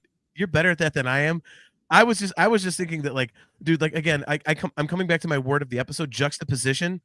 Yeah, it's like this. The guy's getting blown away with this beautiful, elegant music, like in front of kids. They're watching his dad get mowed down by the cops. Yeah, right. And this death crawl. Yep.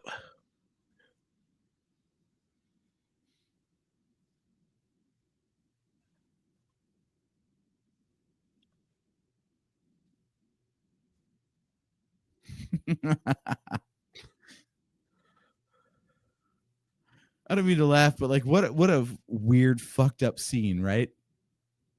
Well, and again, but it's it ends one of on the this things like hopeful, like optimistic note of the soundtrack. Like, yay, everything's good.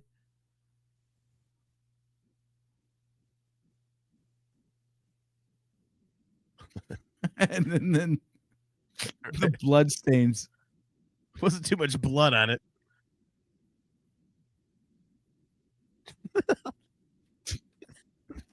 That's so good.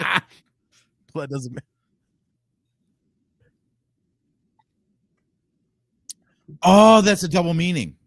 Because he's not family with the kid, but blood doesn't matter.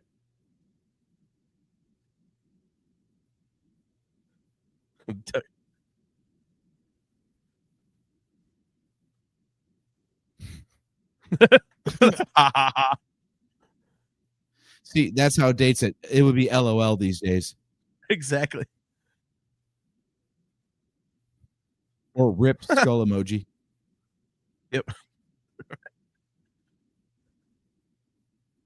More fucked up than Rodney King. Good Lord.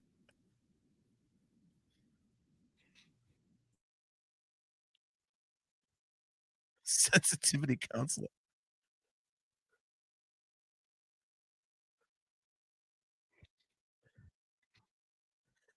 This is Santa's sister.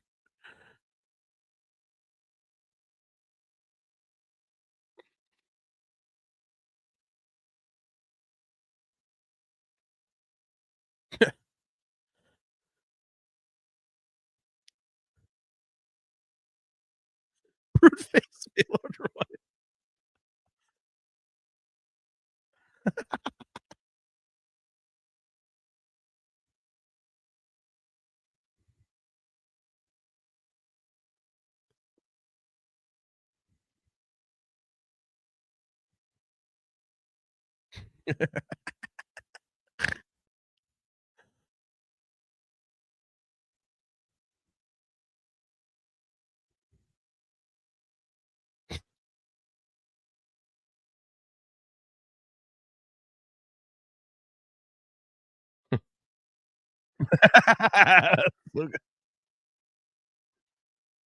Little 1812 overture there.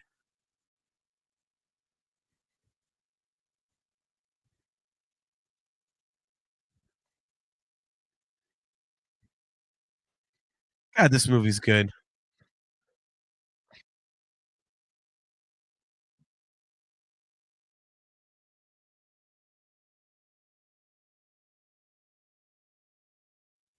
All right, so there we go. John Ritter's last movie. How about that?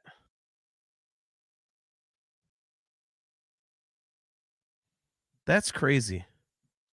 John Ritter's last movie, and it was this, of all things. Such a distinguished career, and yet Bad Santa closes the chapter. Mm-hmm. That's okay. Well, I just got minute I've been talking, and I, was muted, so no one heard me.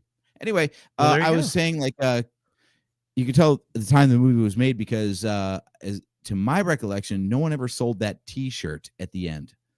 I think maybe it's time for someone to sell that T-shirt. You're not wrong. By the way, Joseph Friend wants us to dress up like that. So we got a couple things. Joseph Friend says, back for more. What's it going to take for you guys to dress up as Bad Santa and the kid for Halloween? I would have to be the kid because I'm the fat one. So I would. But I'm would the shave younger my- one. Yeah, but you're the skinny one. I mean, Tim Allen put on a fat suit for Santa Claus. So Well, how am I going to play this? Okay, but see, you can go fat. I can't go skinny. So I have to. It's just like Fat Thor and Loki, dude. We've done that. Okay, that's true. You're better at being fat, and I'm better at being the miserable drunk. It's true. Yeah. Okay. There's many different things to unpack there. Right. By the way, Kimmy Cannibal, she says, great movie. Kimmy, I am so by the way, Kimmy has been cutting my hair for like a decade. She's fucking awesome, and I love her, man. She has a very dark sense of humor like we do. Kimmy. Okay. And Kimmy, I'm so surprised you haven't seen it, but you are right. It is a great movie. And the one thing I will say is that, like, I understand why people would say, as we talked about earlier, oh, it's too dark. It's, I can't have that in my Christmas stuff. But it does surprise me a little that people can't let a little bit of humor of this sort into the Christmas holiday. Mm-hmm. Because it's almost like it's like gag gifts. It's like a gag gift of a Christmas movie. Is it dark and kind of like, yeah, but I mean, you can still have some humor around Christmas, right? Especially something like this. Am I reading into it too much to say that this is kind of a subversive modern take on The Grinch Who Stole Christmas? And I did not prepare this ahead of time. It's just a thought that just occurred to me. So this is a very poorly researched opinion. But I mean, you have this guy who hates and doesn't care about Christmas. And AJ, hold your point. Hold your point. Eddie Congdon, love you too, bro. Great to see you, man. Miss you too, brother. We'll see you probably next year. We'll figure out sometime to hook up. You don't got to put it on screen. That's a personal comment. Well, it's weird when you're responding to something that no one knows what you're talking about. So anyway. Oh, that's true. That's true. Anyways, go ahead. But yeah, so a crusty adult who apparently doesn't care about Christmas or the meaning thereof was made a better person because he met a kid. So the Grinch and Cindy Lou Who. I think that's kind of what we're talking about here with, I don't remember a fuck me Santa moment for the Grinch, but it's kind of the same story though, right? Like, you get a guy who hates Christmas and he ends up being okay with it because a kid made him better. Or am I just like trying to like tie too perfect a bow on this and paint this as a better movie than it really is? No. I mean, I could see where you might get a little bit of that out of this.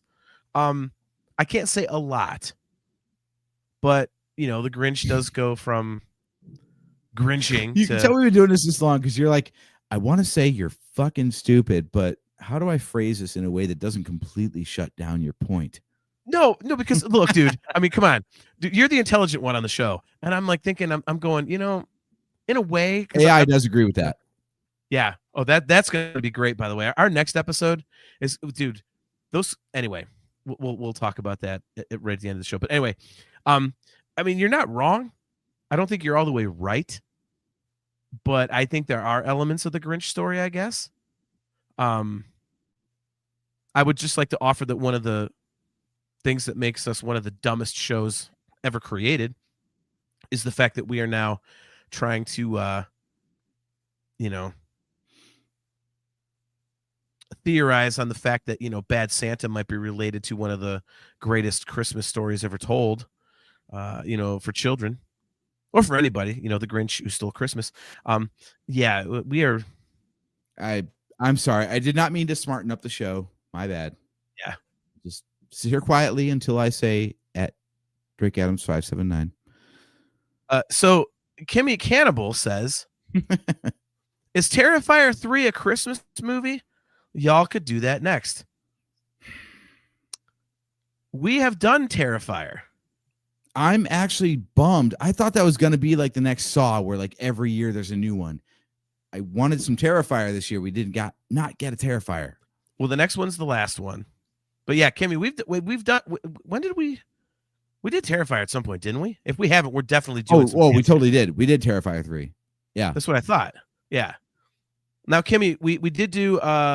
If you're looking for a Christmas movie that's not nearly as like horrifically gory as Terrifier 3, I believe it was last year, we did Violent Night. It's cheesy and silly and just awesome. So you could check that one out. It's got the guy from Stranger Things in it. So yeah. So last October we did Terrifier 3.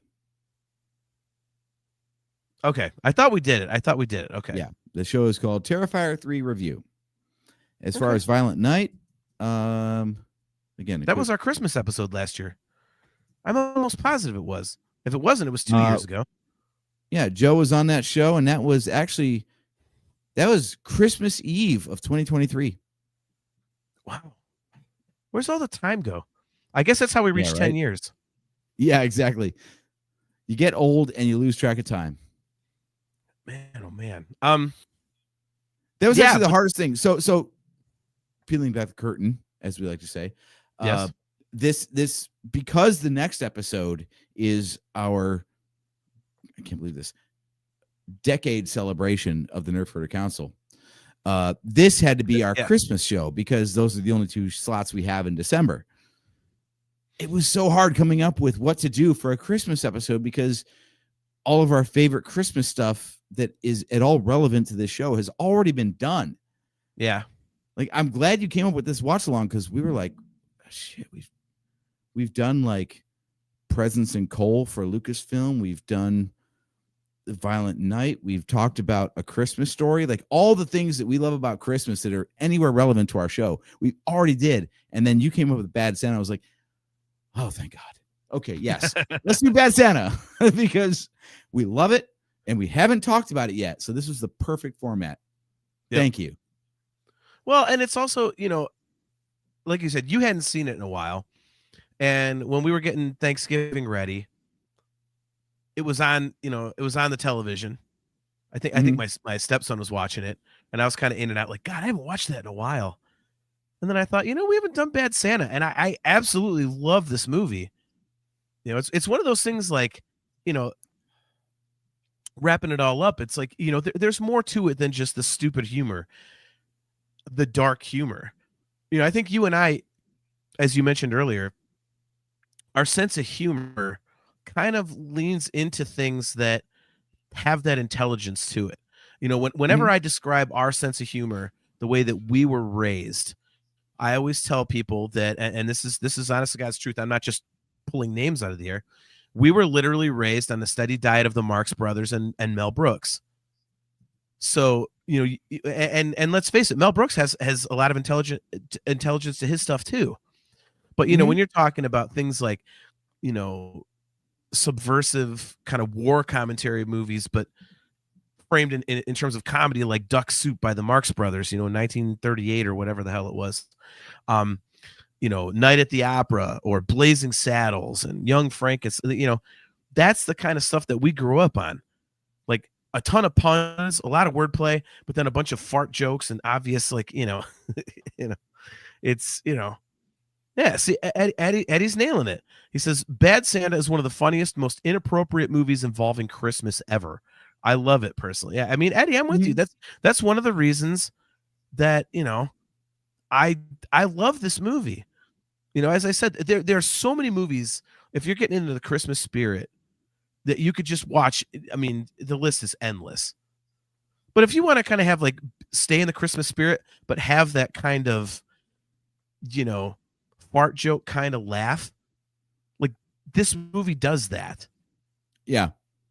But I don't, and the one thing I will disagree with, as I mentioned earlier, so many people think that this movie is so dark, and so I can't get into it because Christmas isn't like that, and it's like it bums me out, like, but it doesn't take the darkness to a level where it's just, it's not Human Centipede 2, where it's like I'm going to just, Well, I Now mean, I'm but, trying to but I picture mean, what that Christmas movie would be. No, I don't yeah, want to picture that. Don't let's not do that. But don't you but put you know that what evil on me, Ricky Bobby. right? Yeah, like I mean, it's not like that where it's just I'm gonna go dark and then keep digging deeper and deeper and deeper. It's like, no, it's dark, but they do have those lighter moments and stuff like that. So it's, you Yeah. know, it's that, I keep using the word dark. I don't know how else to phrase it. I hate repeating Well, words, but it's you know what I'm dark saying. humor. Yeah. Yeah, it's dark The humor. jokes but, are all but based around, oh my God, no one's allowed to say that. yeah, but then there is the Christmas spirit in there, Mhm. and there is like redemption in there, and I again, it's written very well. It like you said, at the end there when he's looking at the elephants and he's going, oh, which one was it? Like it does tie back to two things that Thurman had said. And it's like little things like that in the middle of a movie like this, I think is why it's so good. You can't just say, well, that's too depressing, I can't watch it. Like, no, you can, because you'll still get that Christmas spirit. You'll just also get that kind of laugh that you'll get from a movie that you're going to see any other time of the year. So, Yeah. Yeah. So at the risk of being cheesy, I mean, I really love the Christmas season for the idea of it's the idealized version of humanity, right? It's the idea that we can be nice to each other, we can care about each other, and children are usually the focus of these stories because that's basically, I hate to say it, but humans just get like worse as they grow older. Like we begin life, and as kids we have this idea that like anything is possible, and maybe Santa is real, and this is this magical person who flies around the world in one night and gives presents and is just nice to people as long as they're deserving of being nice. And there's also a morality tale in that if you're not nice, you don't get presents. And great, okay, that's all wonderful. And then like as we grow older, then it's like, well, there's nobody who can do that, obviously, because there's time zones involved in different religions, and it's friggin' summer in the southern hemisphere, so fuck you, Kale, you're busy celebrating on a beach while we're freezing our asses off. All these things, like, take care, Kimmy. Great to see you. So much of Christmas comes back to, yes. Great to see you, Kimmy. Take Love care. that. Love that, by the way. Thank you, Kimmy. But so much of Christmas, all these stories always come back to the children's perspective of Christmas, because it's either like it's a movie about grown-ups who forget what Christmas is all about, like Elf, or it's a bunch of kids who have to teach crusty grown-ups, do you remember what it's like to be a kid and like what it really matters? So everything is always focused around like the child's version of the world in general. Like the best version of ourselves we can be is who we are as kids. So even this movie that isn't like beating you over the head with like, there's a morality tale here that no matter how bad your life is, there's still a good person inside of you, and you'll remember that if you just think about this through the eyes of a child. And now you just had this depressive drunk who was like, you know what? I don't want to be mean to this kid. And then he made like better choices. It's really that easy. I kind of got myself sidetracked, but that's why I love the Christmas season in general, is this idea that, yeah, humanity can be good to each other. And we all start out that way if you just remember how you started out. Well, and you're not wrong, dude. I mean, and I'm sure we'll talk about this more on our next episode, because we're going to be a week shy of Christmas at that point. But yeah, I was at the grocery store today, and they had the Salvation Army, the guy out there, and thankfully grocery store, because I haven't seen them yet. Giant Eagle in Wadsworth, man. 6 minutes up the road from me. Yeah. But thankfully now they're letting them in the lobby instead of making them stand outside in the cold. So that's awesome. But and I got to say this, by the way, I'm so glad they got with the modern times, because I was always a big, back when cash was king, I would always get a few bucks out when I was doing my self-checkout, and always, no matter if I'd done it 10 times, I would do it again. Like every single time I go to the grocery store, I put in a few bucks. Mm-hmm. Well, then, now that you can't really get cash out when you're doing self-checkout. I'd have to walk past it. I don't have cash. Well, now they're doing the tap thing. And it's like, and they've got like, I Cool. think $5, $10, and $25 denominations or something. And so I've gotten to walk out and, just like tap the card. And I love that they do that because, oh, and one thing they did today, and then I'll get back to my point. They had left bucket and right bucket. It's a competition. So you know which one I took. I looked at the guy. I'm like, dude, lefties are always right. So I tapped my card and, $5. And, but yeah, That's not political, by the way. We're both left-handed. Yes, that is yes. Sorry. I'm glad you said that, by the way, because people are like, wait a minute, is it political? It's dumb that we have to say that, but yeah, I know. We were talking about things you can't say that were in the movie. Yeah, yeah. Look at Eddie. Personally, I'm not a fan of this time of year or season, but it's more because of the lack of sunlight. Come on, Ed. Come on now, man. I'm with him on that one. Happened to the Christmas season. Stop it. Well, but then again, I'm only with him because I don't like the lack of sunlight. Yeah, I could care less. I love this time of year. So, but anyway, I'm solar powered. Yeah. I was at the store today, and I walked it. Was walking out, and the guy was there and ringing the bell. So I tapped my card and gave my little donation to the left bucket or whatever. And it's just and the thought always crosses my mind every December, and it's like it's exactly what you just said. It's like people are a little nicer. They're just kind of and they're a little softer, they're a little more tolerant, and it's like I just always think like, why can't you be that way all the time? Mm-hmm. Like it shouldn't take a special occasion to remind you to be a good person. You know what I mean? And it's like, and then I think about things like, as I was walking out, I was like, pulling the curtain back. I mean, this, like my wife and I, we live paycheck to paycheck. I mean, we have a house and all that kind of stuff like that. We're doing fine, but I'm trying to pay off debt and everything. I could be further ahead at 49 years old. I'm not poor in any way, but it's, can I donate to charity all the time? Like, no. I gotta kind of take care of the family. And you of all people know my outlook on things. I will donate to animal charities. I will not donate to people charities because my belief is people can take care of themselves. Animals cannot. That's just my whole, homeless pets thing. It's what I'm passionate about. But this time of year, you donate. Yeah. But this time of year, I always give to Salvation Army. And as I was walking out today, I had the same feeling that I have every time. I just think about Christmas, and it's like I think about, I'm worrying about paying off my credit cards. I'm worrying about, should I up my 401k? Like, oh my God, I got to save more money. And there's people that can't even have a fucking Christmas. And it's like, yeah, it's like it. And it sounds so stupid that a little $5 donation here and there would make you feel that way. And it's sad that a little $5 donation should make people feel that way because I wish the world was a better place. But I mean, you get what I'm saying here? It's like, it's oh yeah. It's, so I'm completely with you. It's a crazy time of year, but it's a beautiful time of year.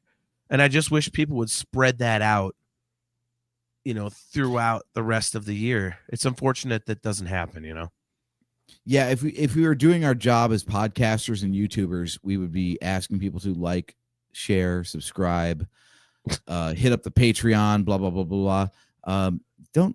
If there's any way that you were intending to spend money on us, like, hey, you want to buy a T-shirt? Great. Instead of buying a T-shirt, how about you take that $20, $23, whatever TeePublic sale is on right now, and give it to a dog rescue or hand it out to a stranger that looks like they need it. Whatever it is. Like, we don't need it nearly as bad as anybody else that I just listed needs it. So yeah, that's the spirit of the season, right? Like, even a random act of kindness, like the dumbest thing, like I go to the gas station down the street to get coffee a few times a week, and sometimes I buy like 5 coffees.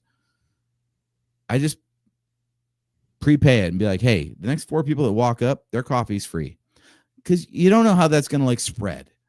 Yeah. Just do something nice for somebody else simply because you have the ability to do something nice. Yep. Whatever it may be. Shovel Dude, someone's driveway, or like I said, buy them a coffee, donate to a charity, put in time at a nursing home, whatever you can think of. Just be nicer to other people, and we'll all end up better for it. 100%. 100%.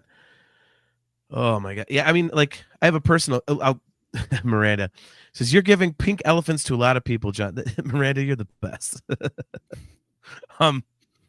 Yeah, I mean, the whole pay it forward thing is an interesting concept because,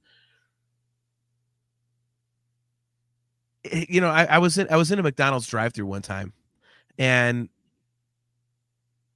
it's like I was.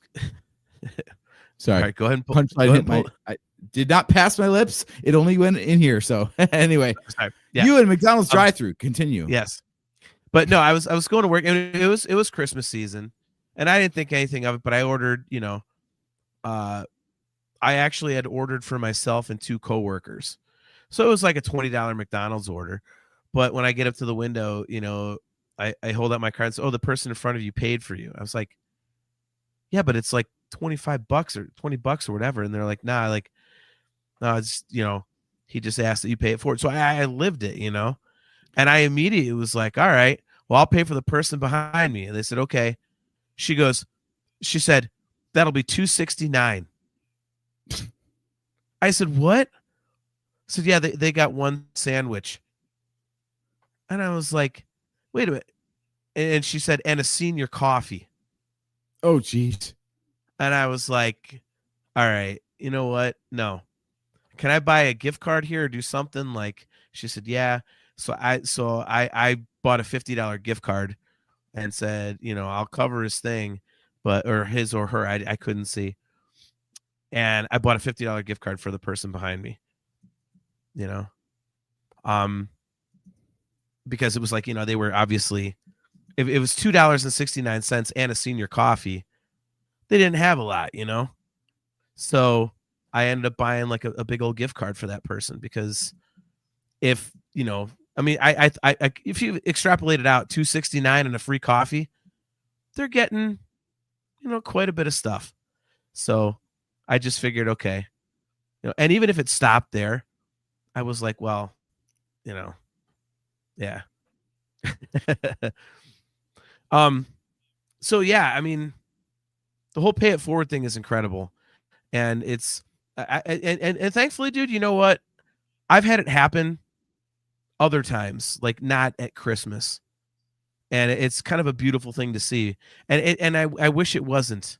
I wish it was kind of more common. Like, I wish it wasn't so, oh my God, this just happened. Yeah, because it's December, I'll be nice to people. Why? Yeah. Yeah. But it is nice to see that there are some people that still, they do it throughout the year. Mm-hmm. And it's awesome, man. Like one last story, and then, you know, we'll get out of here. But God, what was it? It was back in October, actually. It was right before I was driving to Columbus for the Dream Theater show. And I had been followed by a cop going to work in Rocky River for the last like 5 minutes of my drive. Yeah. And I was like, why is he following me? Like, and he followed me into the parking lot at work, whatever. And I parked, like, what the hell is that? So 2 days later, I was home, you know, here, and I was like, man, I want a maple donut. There's a bakery shop right up at Town Square, which, you know, my wife and I live like 3 minutes from the center of town here. Mm-hmm. And I was like, I'm going to go get a donut. So pull out on the street and get to the first traffic light, and there's a cop, and he's following me. Okay, whatever. I don't think anything of it. It's just, you know, there's cops around. And I turn left at the traffic light and go to pull into the parking spot in front of the donut shop. The guy puts his lights on. I'm like, what the fuck? Well, long story short, I hadn't updated my tags. I don't know how I forgot to do it, but I didn't renew my tags. And I was like, man, oh man. So went through the whole thing with the officer, who's amazing, you know, and I have no points on my license, no warnings, no warrants, anything, you know, nothing like that. So I said, thank you for it. He's like, sorry to bother you. I'm like, no, thank you, man. I'm driving to Columbus, you know, tomorrow. Like he's like, yeah, Stadies would have nailed you. I'm like, fuck yeah, they would have. So in any case, I go in and I go to get my donut and I say to the women, like, I'm so sorry, like, took up a parking spot. The cop blocked in a parking spot that someone could have taken. I took business. I apologize. And they said, what happened? So I explained the story. So I get my donut and I grabbed a chocolate milk for Steph. To kind of surprise her when she gets home. She loves chocolate milk. And they were like, no charge. And I was like, what? I'm like, no, man, you've had a rough morning. Like, no, we feel bad for you. I was like, really? It's just like, no, don't worry about it. So cool. I'm off work. It's so cool. Well, and I'm off work for the last 2 weeks of the year. And I'm going to go up there one morning, like 7:30 in the morning when, people are in there getting their coffee and their donuts and stuff.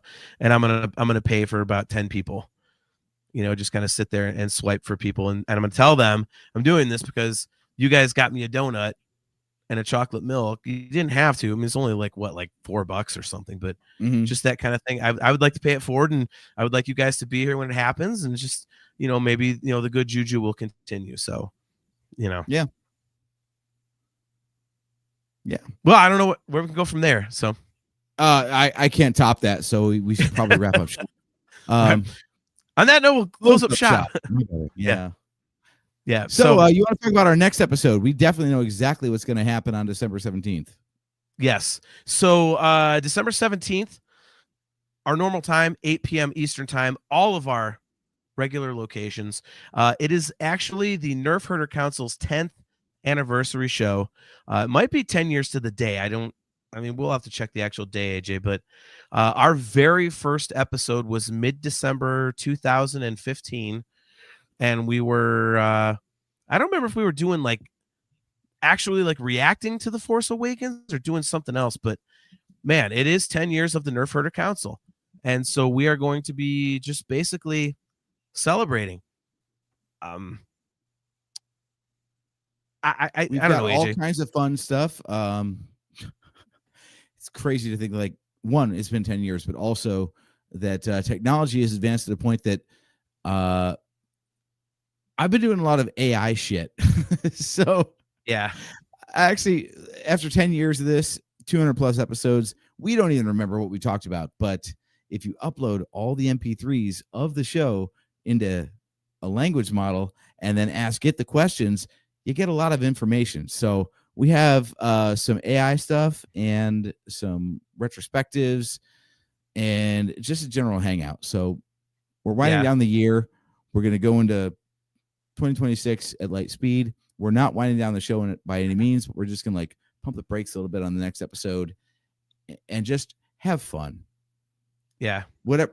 It would be a fan hangout, except it's a Wednesday and some of us might have to go to work in the morning, but yeah, we're just going to have fun.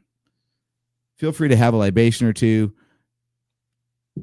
Talk whatever trash you want about the show. It's been 10 years. We can take it. It's fine. Yeah. And we're also, speaking of AI, AJ managed to corral an AI podcast talking about the Nerfherder Council. I believe you said it was 13 minutes long. Yes. And we are going to play that for you guys, and we are going to react to an AI podcast about our own show. So, we took a bunch of quizzes, AI quizzes about our own show on Thanksgiving night. After all the cleanup was done and everything, AJ and I hung out and drinking some beer. Drinking some beer. There we go. That was good. Good. Drinking awesome. Yes. Yeah. So we were drinking some beer and taking some AI quizzes of the show. And it was really, really funny to kind of see what we remember about the show, what we don't. Some things were obvious, like which host said this, and I think the smart comments were obviously AJ's, and you obviously know which ones are mine. But yeah, so in any case, AJ managed to drum up a 13-minute AI podcast that talks about the Nerfherder Council. So we're gonna react to it. We haven't listened to it, so it's gonna be a live react. The first episode was December 23rd, 2015. Okay. So we're going to be a week shy of 10 years. Close enough. Exactly. and you look at that. Okay. God damn. Joseph Rand asked a question. Can the AI pretend to be Steve? I think so, but we haven't gotten his permission. So Yes. That would be good. You can absolutely voice clone him. I'm sure we've got way more than enough recordings that we can make a voice clone of him, but can we voice clone Casual Vader? Oh, absolutely. We do it. Is that a challenge? We're trying to get Steve on, guys, but he actually has family plans that night. So we're going to send him the link. So he may bomb the show at some point. Yeah, if he's able. We're trying to shame him into showing up. Yes. Yeah, but we'll see. For those of you who don't know, Steve was actually the original third host of the show. Mm-hmm. And man, he only dropped off 4 years ago or something. But he was on there for a good more than half of our time. So right, yeah. So, but in any case, guys, we have so 218 episodes, 219 now, and he was on 105 of them. So yeah, basically half the show.